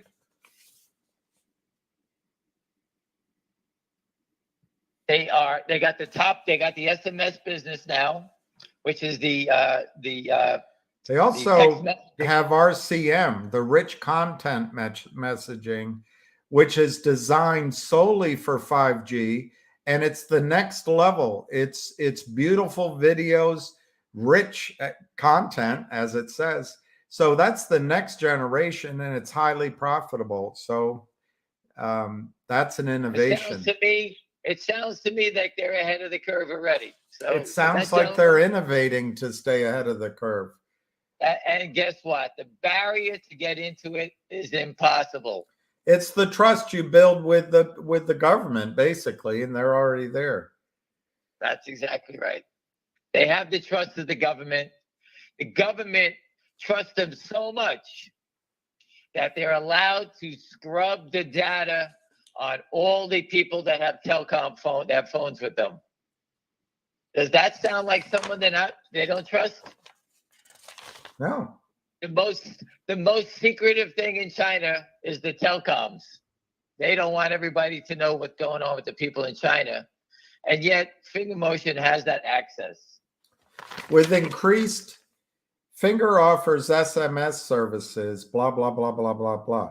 With increasing mobile network upgrades to 5G globally, rich communication services, RCS, is expected to replace SMS in light of its capacity to not only support person-to-person messaging, but also application-to-person messaging. A2P messaging enables businesses and brands to communicate with users via chatbot, and it facilitates the sharing of high-quality videos and more direct interfacing with the internet. This enables consumers to bypass app downloads for direct transactions and offers brands a new marketing channel to acquire, retain, and serve their customers. Finger has completed the development of its RCS platform. We are positive on the upside potential that RCS could offer longer term, and blah, blah, blah. We anticipate the company will allocate resources to areas with higher imminent margin potential, like big data. I don't think you need to go any further with that. I think you. I want SPT to see that the company is. Now he asks, speaking of data, how is Finger navigating the regulatory challenges in the Chinese market, particularly with regard to data security and financial regulations?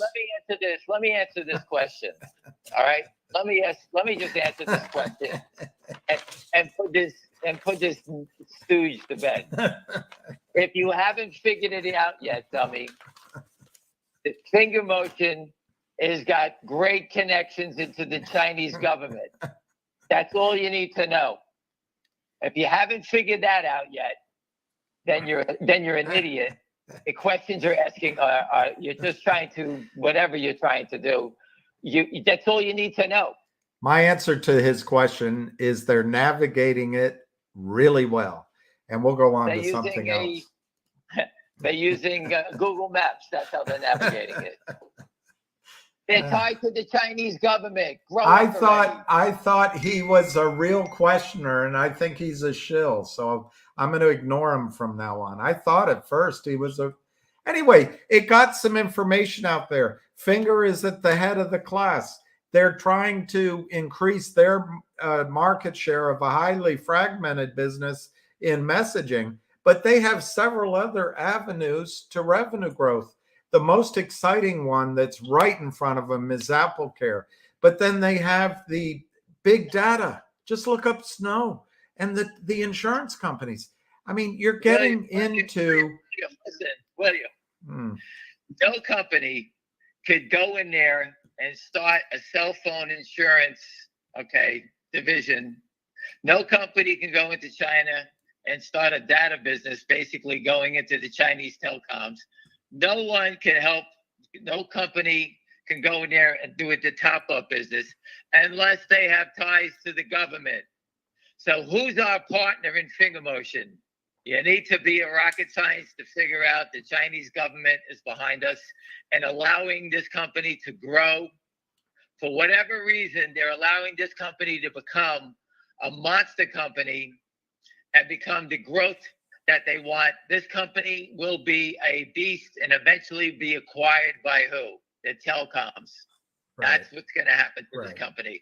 Once they build up and learn how to make money in all these different avenues, the Chinese government with the telecoms will just buy it and see you later. their whole thing is claiming space on the beach for the future revenues in messaging and in top-up minutes, in big data, in insurance revenues, in the Netflix of Southeast Asia, whatever that thing is, Juju technology. Listen, if you are Merck, they're watching companies build out their medical products, and if it's really good, like GILD, like IMMU, what did they do? They acquired them at the end, right? So they let you build it, and then they paid $88, or I think it was 20-something billion they paid for IMMU, which was a $2.50 stock. How do I know it? I owned it down there. All right, it's right there. So build it. Yeah, go ahead. You build it, they'll buy it.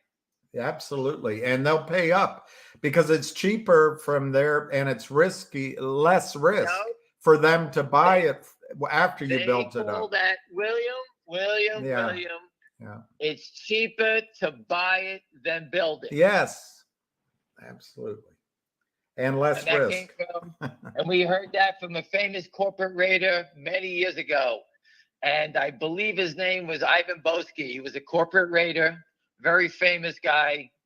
And he said in one of his interviews one time, it's cheaper for us to buy it than to build it. So these companies would build up their products and then they acquire them. And if their price is undervalued, for example, Finger right now is being held down by criminals. It's undervalued because we just outlined 30 goddamn things of avenues of revenue and to grow the company. What idiot would keep trying to hold it down? It's an idiot that is trapped and has no way out now. I thought you were going to mention that guy that liked the shave so much he bought the company. I forget that guy. Remember that commercial? Was it Hacksaw? Hacksaw. I can't remember his name. There was a guy who used to chop up the companies as a corporate raider. I forgot his name. Yeah. Here's a perfect observation, which you can talk about. What if Finger had another 25 million in cash? What would the impact be on their top-up revenues? It would be a huge positive. The top-up money, which is that $14 million, I believe that they have. I agree. Yeah, it's in a bank account, and it's just like a trading account. So when you trade, they give you leverage. The telecoms give Finger Motion leverage. So Finger Motion may turn over that $14 million 5 times in a day, or maybe 10 times in a day. They buy $14 million worth of minutes and 99 cents. And when they sell it out, they buy another 14 million. And they just keep pressing it and pressing it. If that number was bigger, they could probably turn over, the same time, 10, 12 times a day, but turning over $50 million. Okay, so the revenue would explode in this stock. The margins on that trade are small, but think about it. Imagine buying 10,000 shares of a stock every 2 hours and making a penny. It was Victor Kayyem that bought. That's according to one of your friends, Victor Kayyem. Okay, I don't know that. That bought the shaving company. Oh, I don't remember that one. Gillette? Was it Gillette? No, it's one of those electric razor companies, and he liked it so Okay. much he bought the company. All right. Anyway, it's before your time. He I'm- must have been a hairy guy. Shaving I'm all the time. obviously older than you are. Yes. I don't know that one. But again, listen, finger motion, I got involved for fundamentals. That was my decision. And that was from December 31st, 2018. All right. I got it from fundamentals.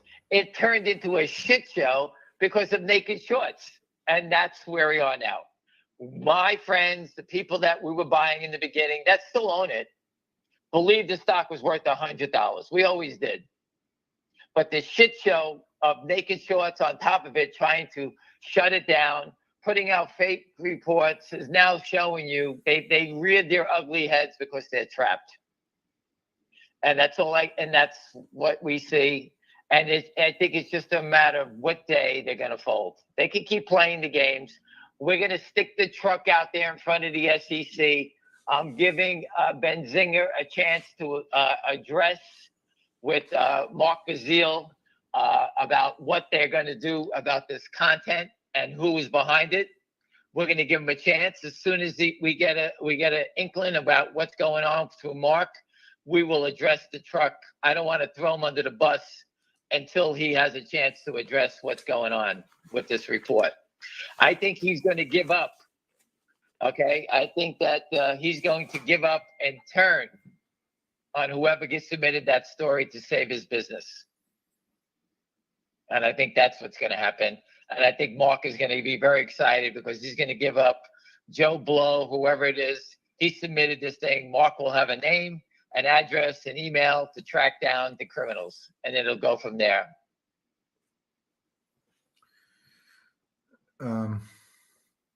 If a company gets bought out, do the owners of counterfeit shares get paid off? No, you lose all your money. Scott, there's a company that Ham always talks about called Dole Foods. Just Google it. The system Everyone settles got it paid. up. They settle it up. Maybe So I'll go back in time. And Busy, why don't you ask Robert Shapiro about Dole Foods and ask him if there was a white paper by the SEC in 1999 where the SEC tried to figure out, this is before Dole Foods, what to do on a corporate takeover, because there aren't many. What happens if a company gets acquired by the CEO and goes private? What happens to the naked shorted shares? The SEC was doing a white paper on that. The head of SEC guy, Morgan Lewis Bacchius, told me and the partner of the firm at the time about this report. We weren't able to get it. And the SEC just scrapped it, put it in the drawer. They had no idea what to do. And they said there's so few corporate deals like that, they didn't worry about it. Well, fast forward to 2017, Dole Foods happened. And look what happens when there's naked shorts. They didn't know what to do. Too many shareholders popped up. That idiot Matt Levine wrote the story and never followed it up with the follow-up story. Instead, Matt Levine followed up that story with naked short selling doesn't exist. And the next day, he got busted because of that guy Savvy guy. Or he got pinched for naked short selling scheme. So it just shows you that this is one thing that I'm actually good at. I memorize all these stupid facts. And this is something that I tried to teach you because when I disappear, you guys have this information. 1999, they were doing a white paper and they couldn't even do the white paper because they just scrubbed it because they didn't know what to do. And who settled all the trades? The depository trust has a slush fund. The slush fund pays for all the naked shorts. The naked shorts in Dole Food was about 13 million shares at $10 was $130 million. The DTC took that $130 million hit on the chin. In the story by Matt Levine, he said the hedge fund that naked shorted, probably the guy maybe died, went out of business, blah, blah, blah, blah, blah. So they let that guy walk away. selling, 13 million shares of a stock at $10, walk away with 130 million, and no one even looked for them. How's that one? I wish I was that guy. $130 million for nothing. Yeah. For selling counterfeit shares. And these guys steal so much on Wall Street. Who owns the DTC? All the brokerage firms. So the brokerage firms took that hit, but they make so much money, $130 million is nothing.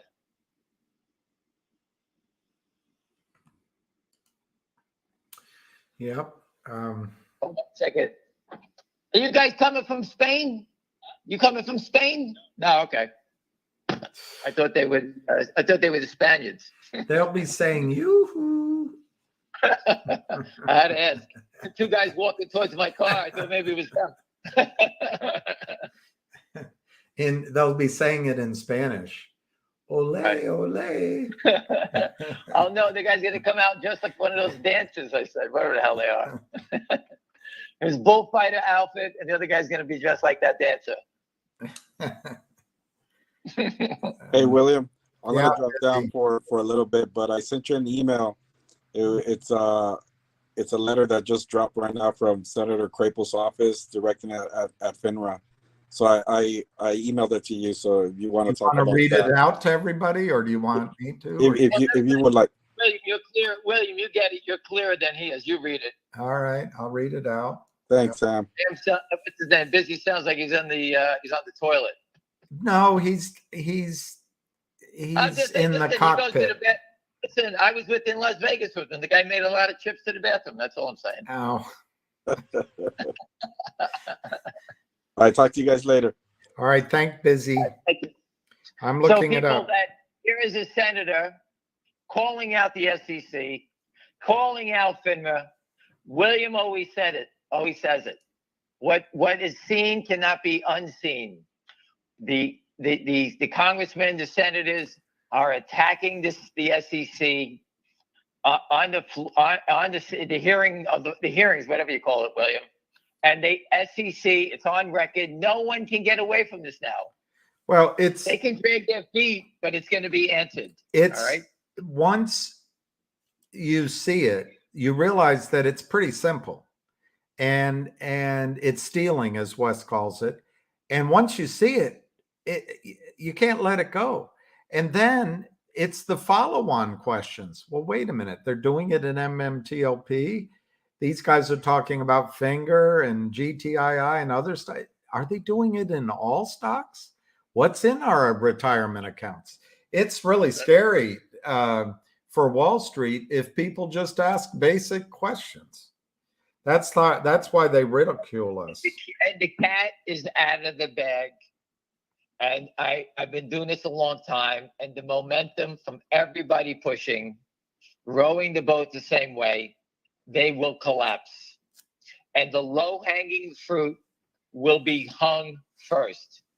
The Kramers, Alpine, Lynn Partners, Yorkville, Savvy Management, that fat bastard, Hal Mintz.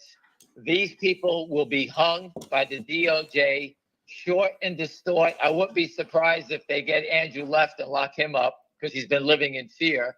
He's only destroyed how many companies, him and his friends. Well, you used to describe to me how a hedge fund guy might fund 10 of these traders with a D and keep 60% of the profit, keep it arm's length, only call me on a landline, on a burner No, that's phone. what they said. That's what Stevie Cohen was charged for.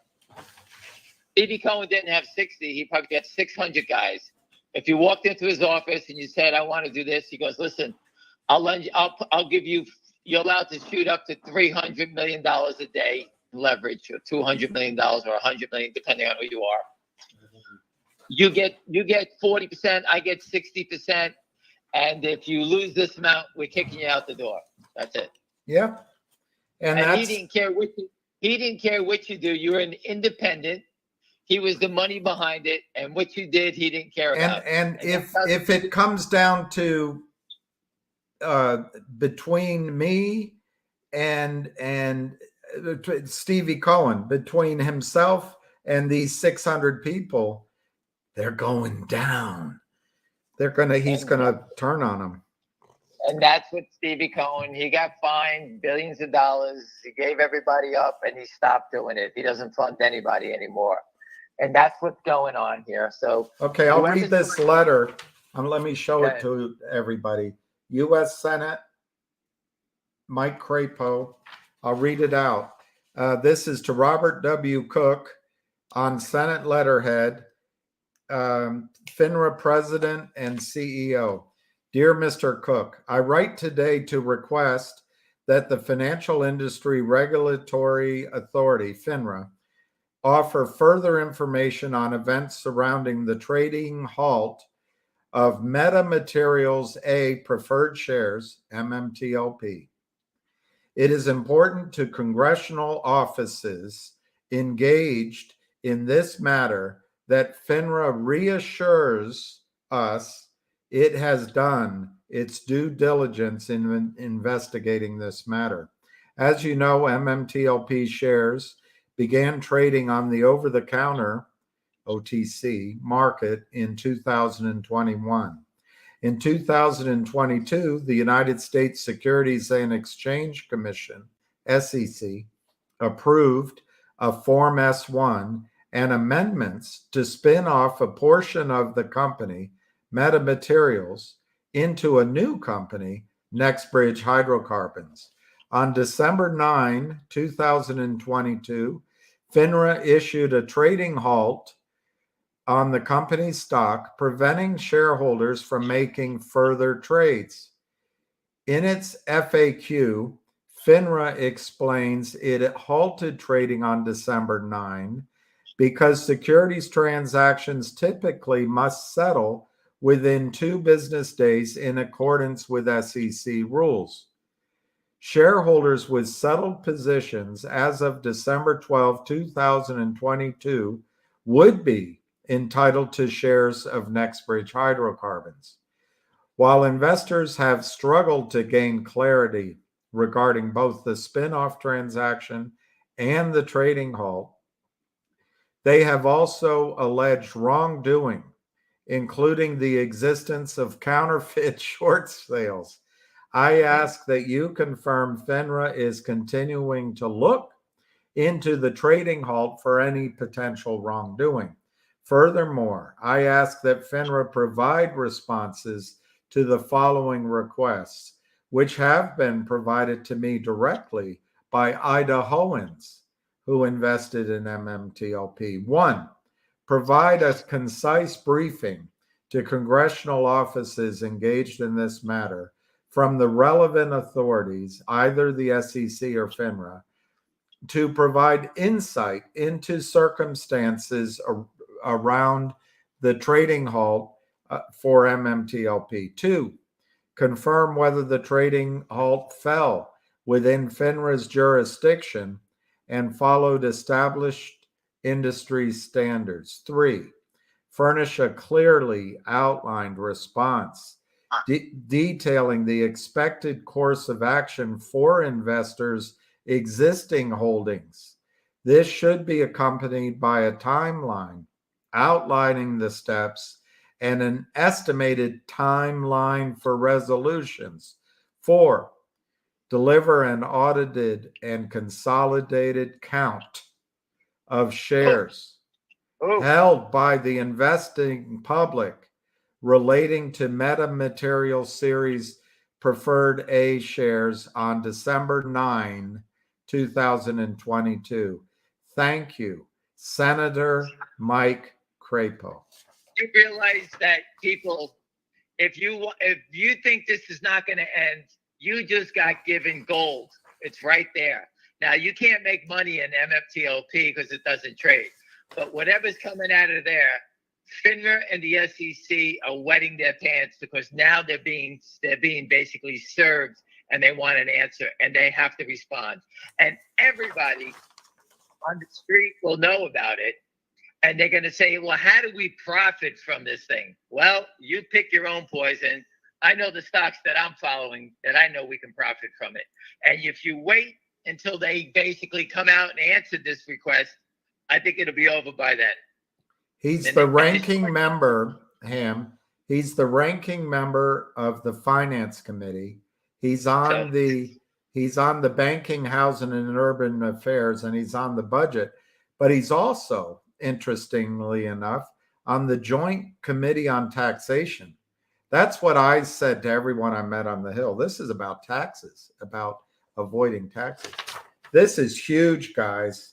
The United States Senate, I think each senator has the power of subpoena. If I'm wrong, I'm wrong, but I think each senator can cause it. This has got to be answered. This is huge. If they get the count, the shorts are going down. They're going They down. can't. That's the whole game. They can't show us how many people own the stock versus how many shares exist.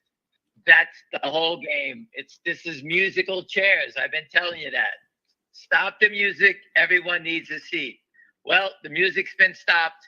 The people at MMTLP and everybody else has knocked down the doors at the Senate, and now this is going to expose. I don't know about you. Make your bets accordingly, and you figure it out where you have to be. I don't know if it's going to be in a day, 2 months, 3 months, but your life-changing event is on the way, and the people that are on the other side of this thing are shitting their pants because they're all trapped. This is huge. Congratulations to Busy Brands. Congratulations to everybody working from Sada Aman to a gentleman whose last name is the same as president who resigned. And thank you to the whole community. I said, Anna, I think this is incredible. It's incredible. You have it in writing. This isn't hearsay. I think you should print this out and frame it. This is amazing. Listen, let me read that last sentence again. William, listen, anybody post that on Twitter and everybody send it to Pat Byrne and see what he has to say. Because Pat Byrne fought to get that information. Fought and never got it. Ham, it's a long letter, but the last sentence is the most powerful. Number 4, deliver an audited and consolidated count of shares. Consolidated count of shares held by the investing public related to Meta Materials Series A preferred shares on December 9th. Sorry, my phone is ringing. Yeah, you're going on. I thought you were having a stroke. I'd had a stroke. I'm done. This has to be amazing, guys. If it helps Meta Materials, you as a shareholder, but this means that the Jim Cramer can't go on and say buyer beware. It means that Professor Angel can't say it doesn't happen. It means Forbes can't write an article and say it's not a thing. It means all those boo birds out there that call Ham a pumper can't say that he's wrong anymore. Hey, wait a second. Who calls me a pumper? Those two gay guys that work out at the gym. They see you in the corner lifting weights. I hope they weren't pumping for the last 6 days. I don't want to see any pumping going on. I can't believe what's going to happen to your brain. You have to meet people from Spain instead of New York, and they're also, don't worry about different. I'm going to put them in my car. I'm going to put them in my car and drop them in Midtown at the what's it called, the immigrants. And they're also your wife's friends. I'm gonna make them get in those costumes in Times Square. They're gonna dress like Mickey, Minnie Mouse, and make them run around. You're gonna be like Archie Bunker, getting a whole new lesson on life.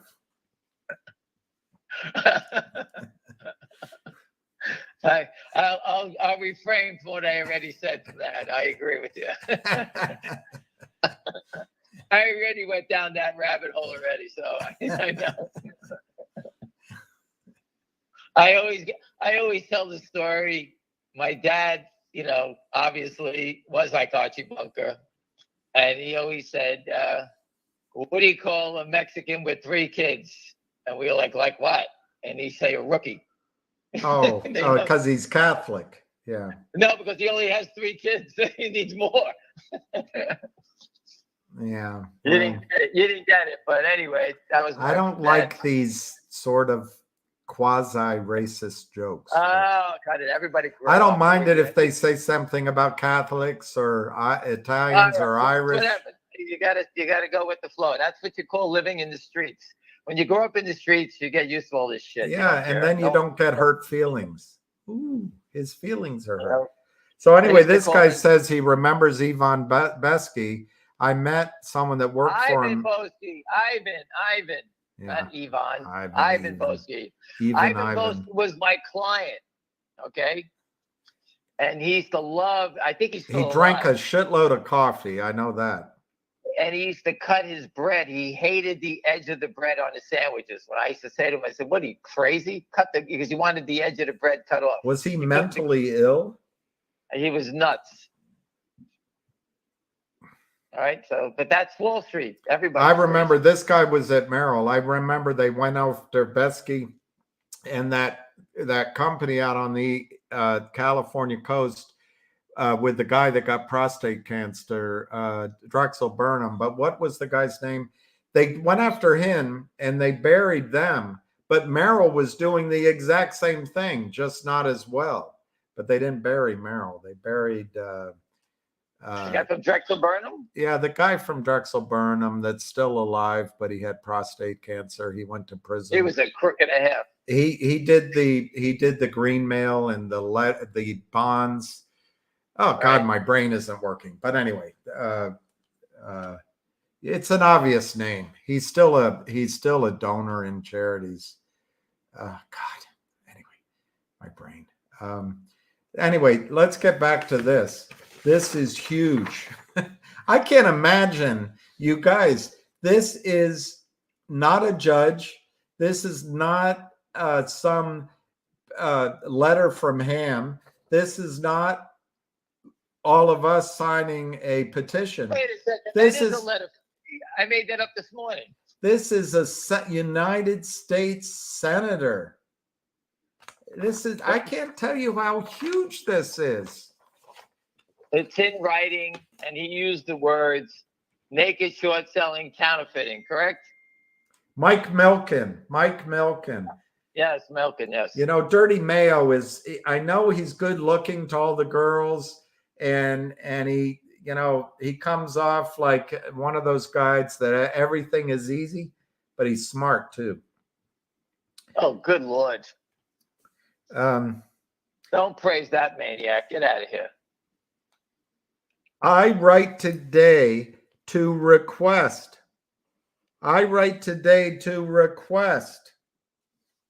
Can you imagine? Well, listen, FINRA is fainting because they're exposed. They're in writing. They know, FINRA, the SEC, they all know that they have a problem. The senator, Crapo, is that his name? Crapo, whatever his name is. Crapo. When you go to the bathroom, you sit on a crapper. The senator's name is Crapo. He is basically, he's like, it's not Richard, it's legal advice. He knows he has his client. He knows he has the, whoever's on the other side of his lawsuit, he has them dead. He's just playing with them. That's somebody's pointing out, is there a deadline on this? I don't know. I would leave that to not legal advice, but I don't think this will drag out. This is a letter from a senator, and I would imagine at worst, it will be before they have another committee meeting of the finance or banking committee. But I bet the turnaround has to be within a matter of days. Yeah, they're gonna listen. Maybe a couple of weeks. They're playing with the SEC and FINRA. SEC has ducked already out of this thing, and now they're focused on FINRA. They already grilled Gensler on TV. They roasted him already. He blamed FINRA. So now they're going after FINRA. So FINRA's got the data. FINRA did the blue sheet investigation. It's going to be exposed. When that happens, what do you think is going to happen to Finger Motion? What do you think is going to happen to GTII? We are the forefront of the fight that are stocks that are still trading that you can profit from. Go pick your own. If you think it's MULN, which I find is so dilutive and such a crazy mess, these stocks I expect to all have runs, but you got to pick one because your opportunity is going to be fast. You know, I don't think there's going to be opportunities where you're going to go from one to the other and you can say, oh my God, we just made 10 points here. Let me go buy MULN. It's unchanged. I think you better find and list 20 names that you understand and educate yourself on, so that if you bought one and you make money, you're looking for the next one that didn't move yet, at least you're ahead of the curve. Do your research on it now and figure it out, because when the game gets going, when these stocks start to take off, you're not going to have an opportunity to think. They're all going to be running because the bad guys know they're next. Wow. I won't tell you who says this because you'll reject it out of hand. But this contributor says the problems our country has with China and Russia are minor to the problems we have with illegal naked shorts. Well, I don't know who that is, but I'm with them. They have no problems with that. I look at it, China. You know who it is? You just said you're with him. It's Steven Rosenberg. Oh, God. I told you. If he was in my platoon, I'd lose that guy. I would be most likely to, let's shoot this guy. That's what I would be doing. I told you, we can't get rid of him. He's like shit on your shoes. You can't get rid of this guy. He gets stuck on you. You can't get rid of him. 30 years I know this maniac. Well, he seems to be a good friend of yours. Then the only reason he's still around, he's a good man, he's smart, but he is one pain in the fucking ass. And you think you're not? He won't let go. He's like a tick. He'll get on top of you and just dig in until he can't. He stopped at my home. I made that poor bastard buy calls just before he got on a boat. He kept talking. I had to put him into it to shut him up already. He's a good man, and he knows it. Listen, he knows the game. He's an expert on it. So somebody asked me to read the letter. I'll read it after Ham leaves us because I don't want to bore him. He's got an attention span of a nano, but I'll read it again. But that is an amazing letter. I love it. If I have to go, if my party comes out, I'm at the airport right now. If my party comes out, I'll just hang up on you and I'll speak to you later. But people, when your party comes out, can you put the phone on in your pocket and let us listen? That's a good idea, but I'll pass on that. I want to be able to sleep with my eyes closed tonight than one open.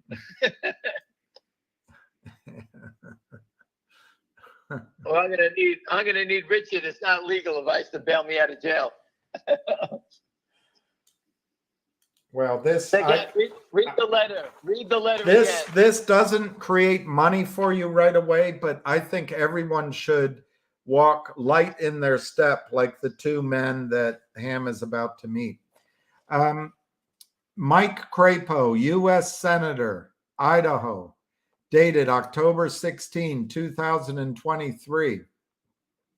Robert W. Cook, FINRA President and CEO. Dear Mr. Cook, how's it hanging? No, he didn't say that. Dear Mr. Hook, I write today to request that the FINRA, the Financial Industry Regulatory Authority, FINRA, offer further information on events surrounding the trading halt of Metamaterials A, preferred shares, MMTLP. It is important to congressional offices engaged on this matter that FINRA reassures us it has done its due diligence in investigating the matter. That is so powerful. As you know, MMTLP shares began trading on the over-the-counter markets in 2021. In 2022, the United States Securities and Exchange Commission approved a Form S-1 and amendments to spin off a portion of the company, Meta Materials, into a new company, Nextbridge Hydrocarbons. On December 9, 2022, FINRA issued a trading halt on the company's stock, preventing shareholders from making further trades. In its FAQ, FINRA explains it halted trading on December 9 because securities transactions typically must settle within 2 business days in accordance with SEC rules. God, anyway, shareholders with settled positions as of December 12, 2022 would have been entitled to shares of Nextbridge Hydrocarbons, and they should have been, in my opinion. While investors have struggled to gain clarity regarding both the spin-off transaction and the trading halt, they have also alleged wrongdoing, including the existence of counterfeit short sales. I ask that you confirm FINRA is continuing to look into the trading halt for any potential wrongdoing.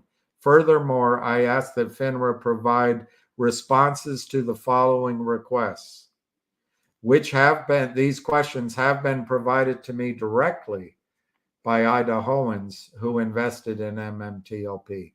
1, provide a concise briefing to congressional offices engaged in this matter from the relevant authorities, either the SEC or FINRA. Wow, even the SEC, to provide insight into the circumstances surrounding the trading halt for MMTLP. 2, confirm whether the trading halt fell within FINRA's jurisdiction and followed established industry standards. Wow.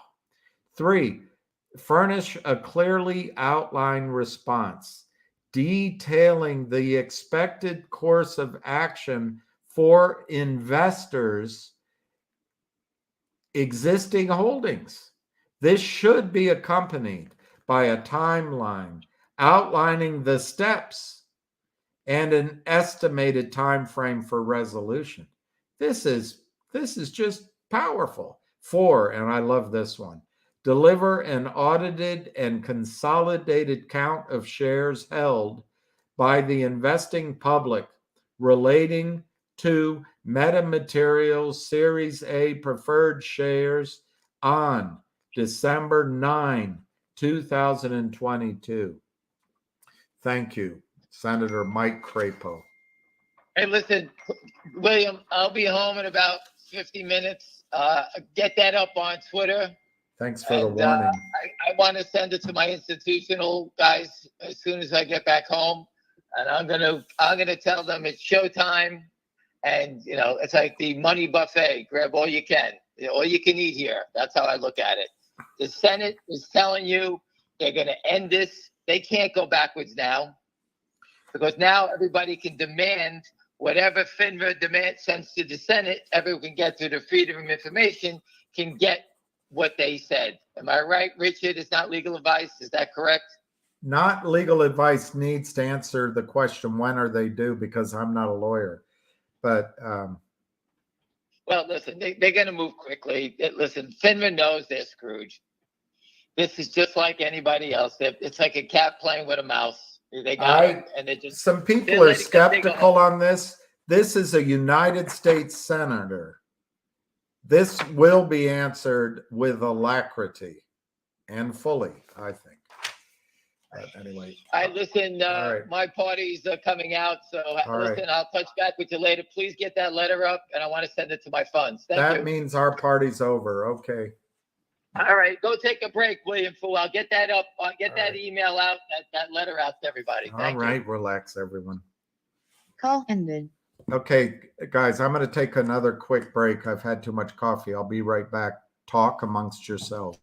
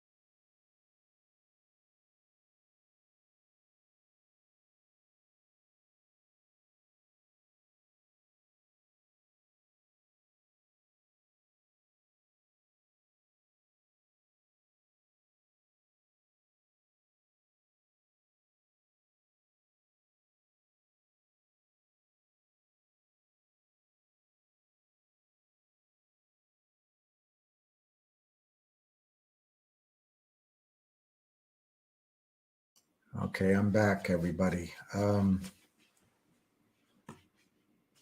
need a subpoena. Well, my guess is not that if they don't answer soon, they'll get a subpoena. I'm guessing, but we'll find out.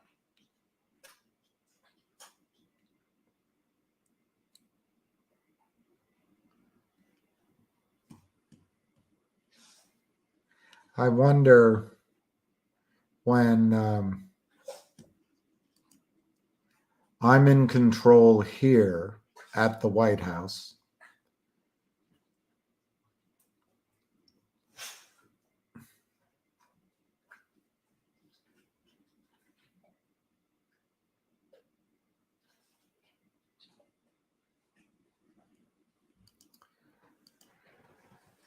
Time will tell. I just don't agree, William, with respect. Well, you don't have to. You don't have to agree. All right, here is it good that a member of Congress without a subpoena, there's no incentive to comply? Well, this rather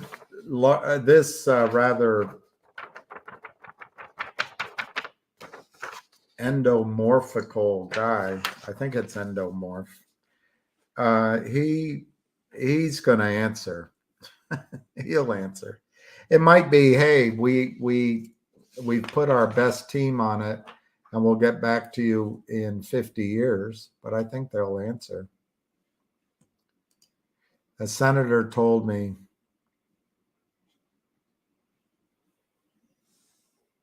he's still a U.S. senator. Huh. I wonder if he needs help with the Alzheimer's disease.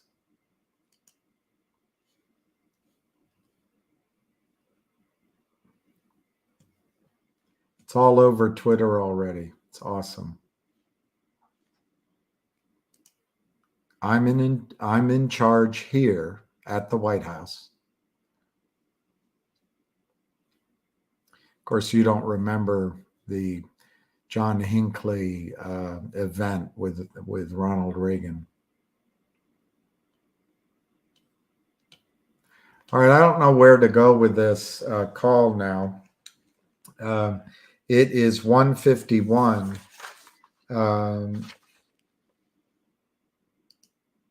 West Point. I wonder who that is. It's not McCain. It would be.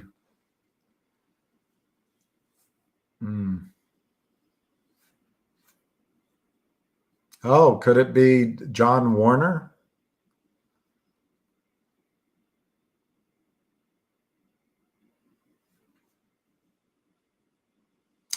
Who knows? I won't try to guess.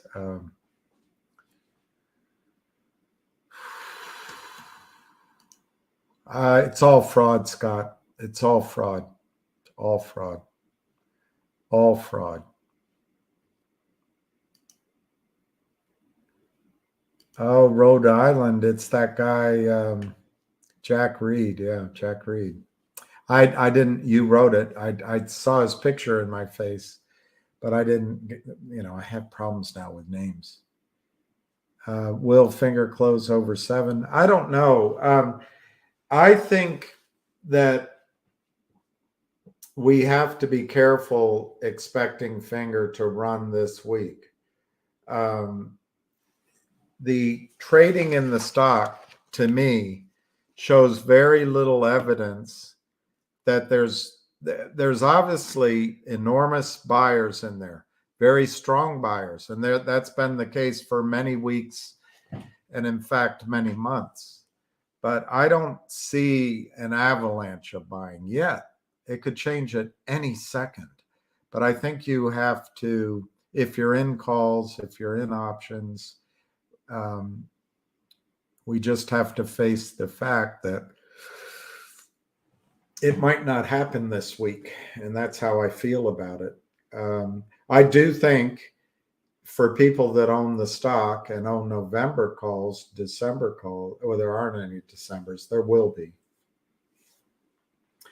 I think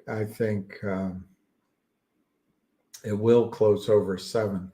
But you didn't finish the question. I don't know if you're asking me, will it close today, this week, or at some point? Definitely, finger's going to close over 7 at some point. I'm not sure if it will today. It has a reasonable shot this week, but I'm not el positivo about that.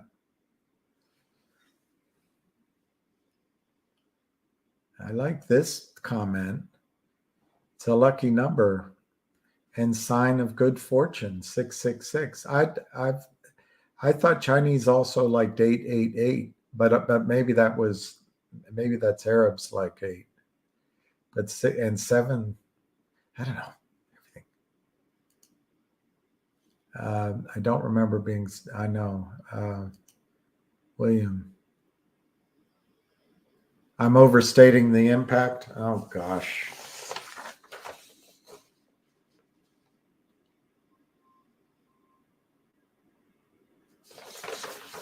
Maybe not legal advice. I'm letting my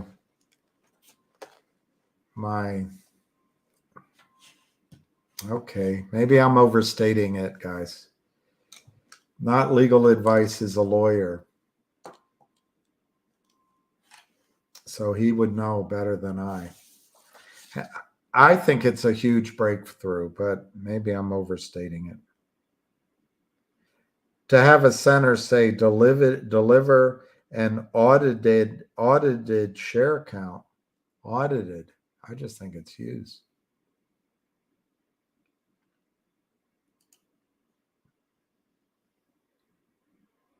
Oh, it should be stated. So maybe they didn't put a time frame on purpose.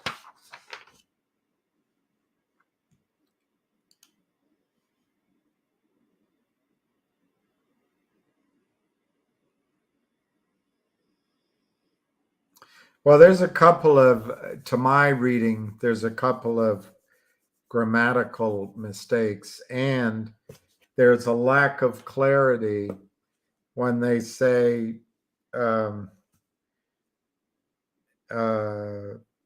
December 9, FINRA issued a trading halt on the company's stock. Well, because the way it's written, they mentioned 2 more companies after they mentioned MMTLP. It's a little unclear, but yeah, I think it was pretty well proofread. Keyword is request. 888.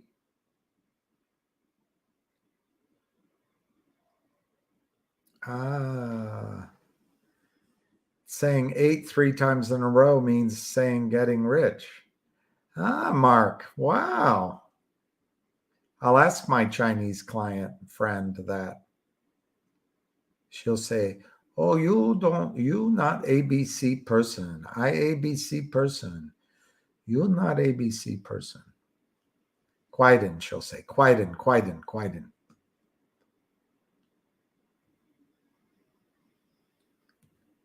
She'll say, I don't know any Van Halen. I've been to the edge, babe, and there I stood and looked down. You may have something I want, but I've got something you need. Ain't talking about love. My love is rotten to the core. Ain't talking about love. And then he goes off. I love the line that he says, you're semi-good looking. I've heard all about your disease.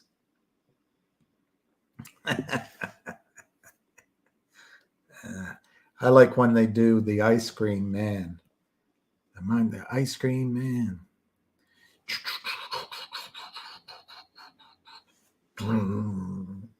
Dun, dun.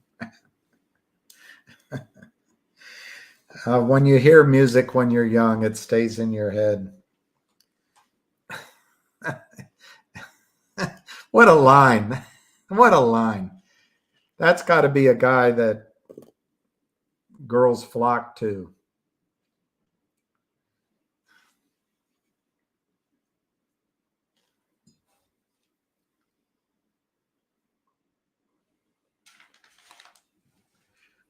My computer's freezing. How is the fraud so hard to prove? Yes, I agree, Scott. But what they have, I don't understand it. They have a credulous media. They have an academic system that doesn't question anything. They have most people on Wall Street say, "Oh, there's systems in place." That never happens. So right now, they have everybody right where they want them, which is they don't believe me. You got to get off this short story. It's not happening. There's no way there's a huge short. It's impossible. There's systems in place. That's where they have us right now. But if the count comes out, they don't have us there anymore. And the thing I ask rhetorically is, how is it possible that there's up to 1 billion shares counterfeited that don't exist sitting in our accounts of MMTLP if it doesn't happen? Oh, that's just one situation. But that's where they've got the public. That's where they've got people from Wall Street. And those are very, I'm not a shrink, but those are very natural responses to something that is so scary, so huge, so hard to digest, and that would shake your own sense of order to the very core. Those are natural responses. But if this last line if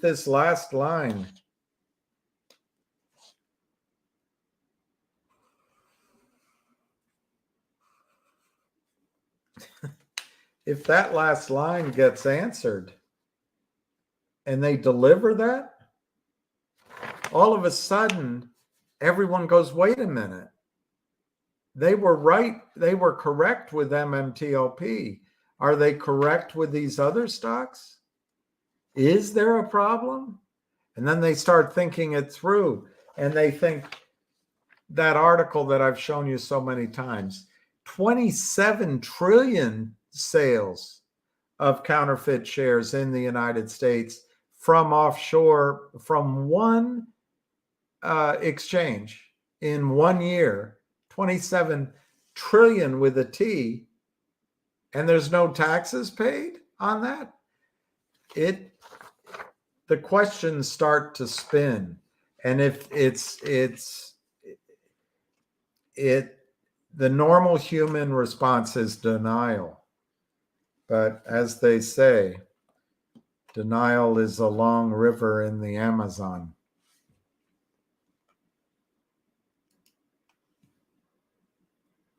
I agree with Anna on that.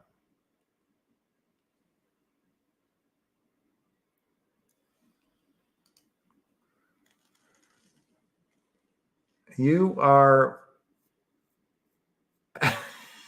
very funny. Very funny. But if you have an 8-inch it probably means you might have, well, whatever. I'll leave it alone.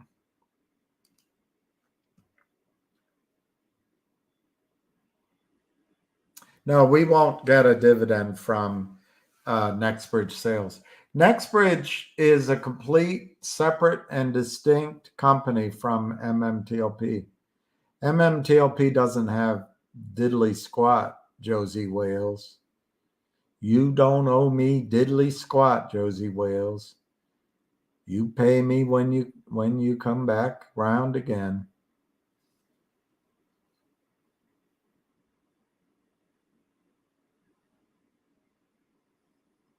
No, that's not going to happen. There is something in your question that could happen, which is there could be a settlement where you get a cash distribution and your shares from NextBridge. That could happen. Wow, you were listening, Wall Street Ponzi. You were listening. Yes. But I get so sick with that joke, I had to change it up.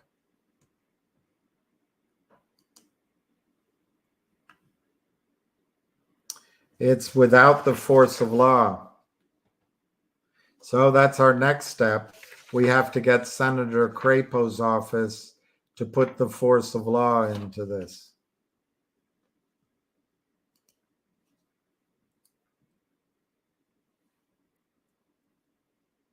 Take me to the moon.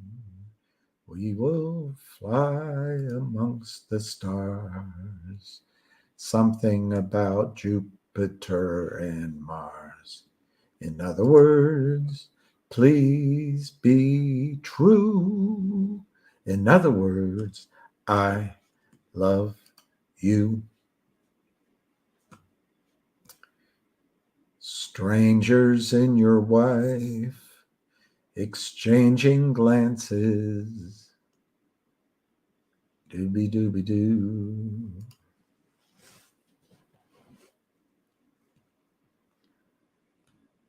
What were the chances?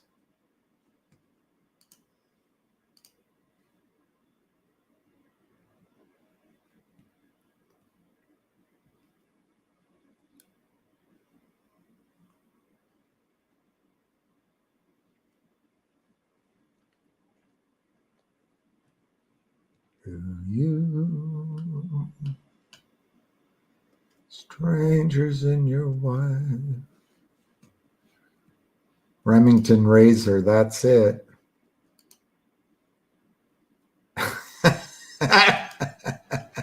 You missed my singing like a moose misses a hat rack.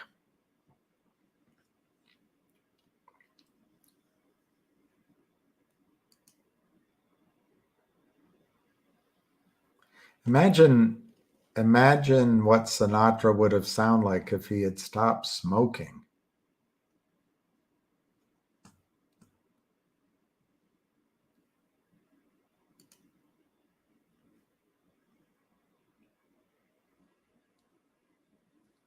Strangers in the night.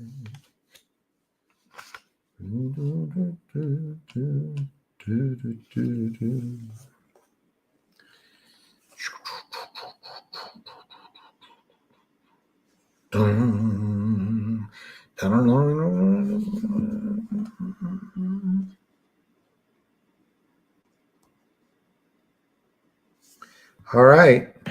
Madam Clerk, colleagues, on behalf of the House Republican Conference, I rise today to nominate the gentleman from Ohio, Jim Jordan, as Speaker of the People's House.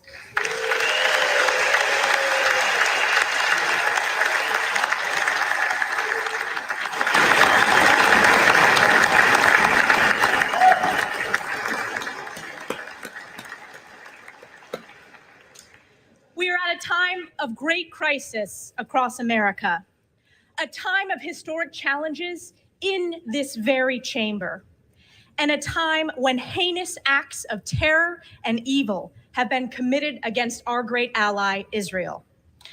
As this body convenes for the sacred responsibility to elect the next Speaker of the People's House, I am reminded of the Book of Esther. For such a time is this. Jim Jordan will be America's Speaker for such a time as this. Oh, very loud.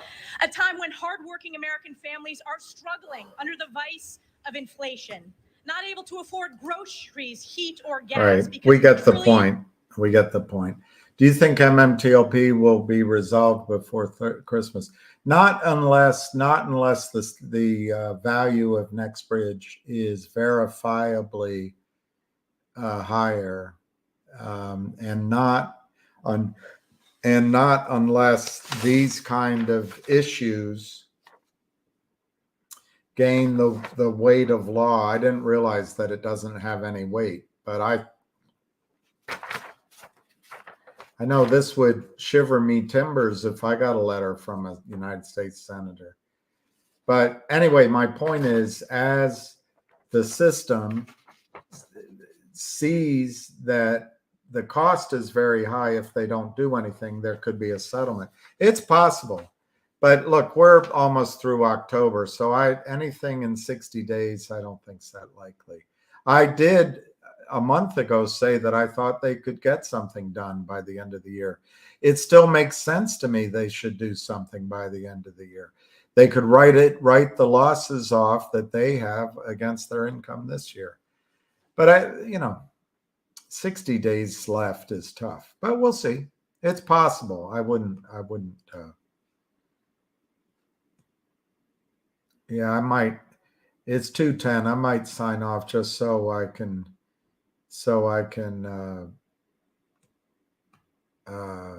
have lunch.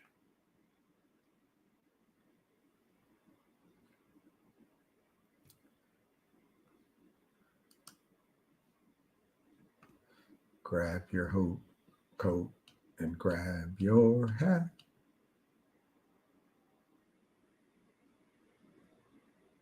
I'm sorry about that. I didn't mean to hurt your ears.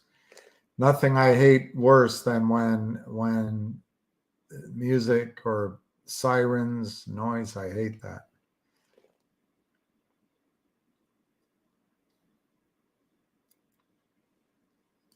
This is probably true. But you know what, Wall Street? I think the implosion is going to occur. It's just a question of when the implosion occurs. And it's a question of, can they control it a little bit? But I agree, they don't want to turn it over.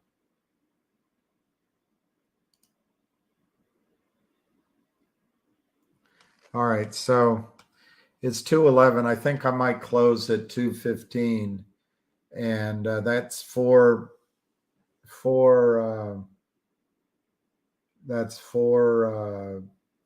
minutes. So if you have questions,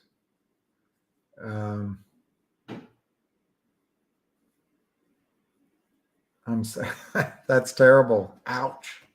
Ouch, ouch, ouch. Oh, somebody was asking me about Boston. I used to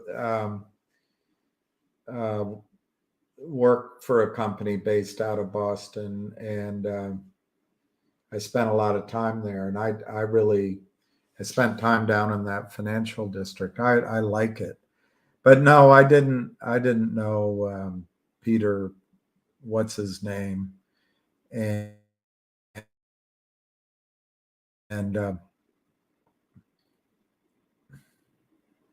I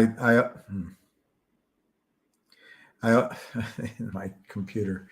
I also, a lot of those big financial pools of money weren't as big then, like Fidelity and Vanguard.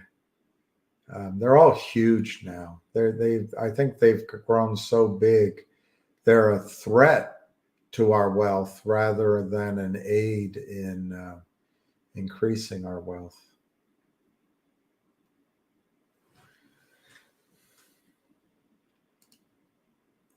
Maybe I can do that later. We'll see. I'm really worn out, and I'll tell you, the bashing, and then I make mistakes by reading out bashers. It gets to me.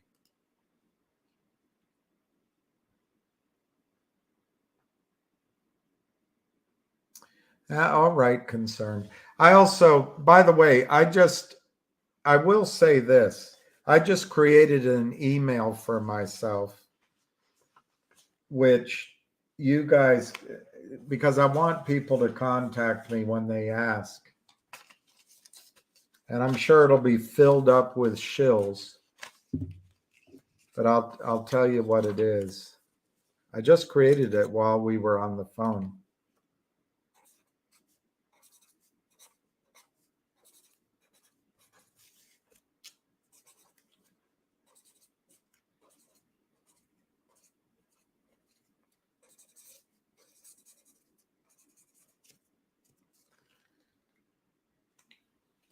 I just created this email.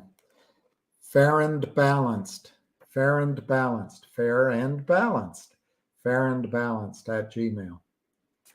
So for all those people trying to contact me, that's one way. I also want to tell you, and it just occurred to me because there's 2 or 3 of you that I don't know how to contact, but I would. This is not a pitch, and it's not necessary for me to have you participate, but I am going to reach out to some of my investors and contacts overseas on a project that I am convinced it's a private investment, and there's no, once you put your money in, it could take months, if not years, to get your money back. But for accredited investors, if you're interested in a resource play, so it's unique, which I think, wow, I think out of the box, it could be worth 5x very quickly, but on paper. And then, oh my gosh, 20, 40x. But it's accredited investors only. It's through another party. So it's through a special purpose vehicle, basically. And anyway, you'll learn more once I know you're accredited and I can trust you and it makes sense. The other thing, somebody was asking to see pictures behind me. I will show you this one. As for those of you who've been listening, my father died. It's coming up on 2 years. In April, he died 2 years ago. And somebody in my family gave me this picture. This is at an embassy event, and you can tell I wasn't there, or maybe I was. I would have been a kid. But you can tell by the clothes in the background how long ago it was. But my dad was a great guy. He would join in, and he played Santa Claus, and everybody loved him. He was popular, respected, very hardworking, extremely hardworking. He went to mass every day, every holy day of obligation in his life. But anyway, that's my dad. I don't know what year it is. I'm going to guess it's in the 70s. And he played Santa Claus. So I showed you a picture. You asked me to show you a picture. I showed you a picture.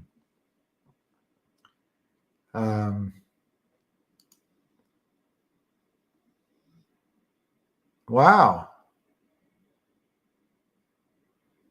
Wow. It's a great town. Bean Town, as they call it.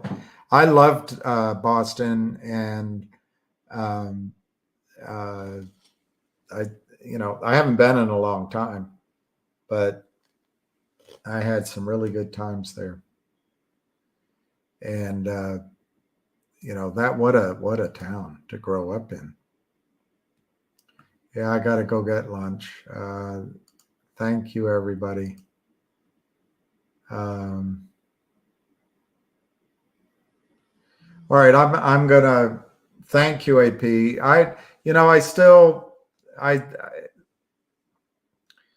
I mean, everybody goes through it, don't they? What's so special about me? But, and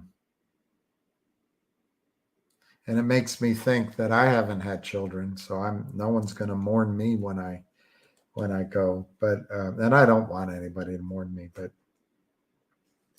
I was blessed to have the father I did.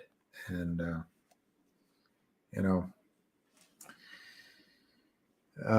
yeah, it was, thank you. It was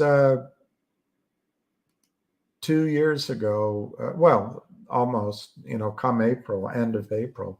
So where's Busy's call? It's on, it'll be on, what do you call that?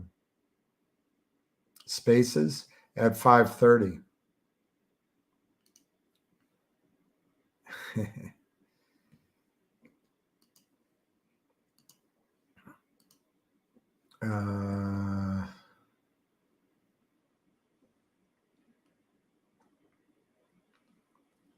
I don't know if I'll stream his space. Somebody asked me, but I'm going to digest how I feel after I barely had a time this morning to get ready for this call. So I haven't eaten and I haven't gone through my day or anything, but yeah, I might.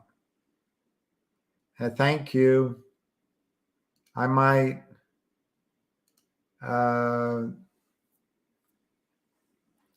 New Jersey. Nothing wrong with New Jersey, except for exit 52. I don't know. I don't know the exits. Kitties. Don't mourn. Don't mourn. Don't mourn. I hope it's not soon.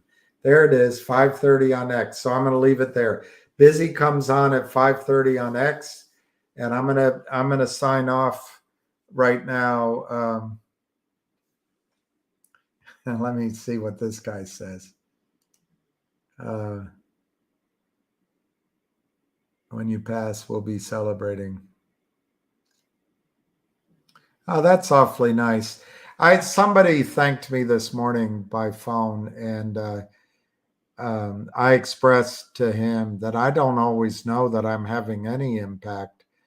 I don't think it's me. I think it's something else. But it's good to know there's still a few old country boys around. I heard you were a fast train coming down from Caroline. But anyway, it's good to know that I'm having some impact. That's good. Anyway, all right, I'm going to end it rather abruptly. It's 2:22, and we'll talk later today, maybe. I'm 50-50, and we certainly will be on tomorrow. I might take the opportunity while Ham is tied up with his wife and her 2 new friends to just take a break. Oh, that's nice. That's nice.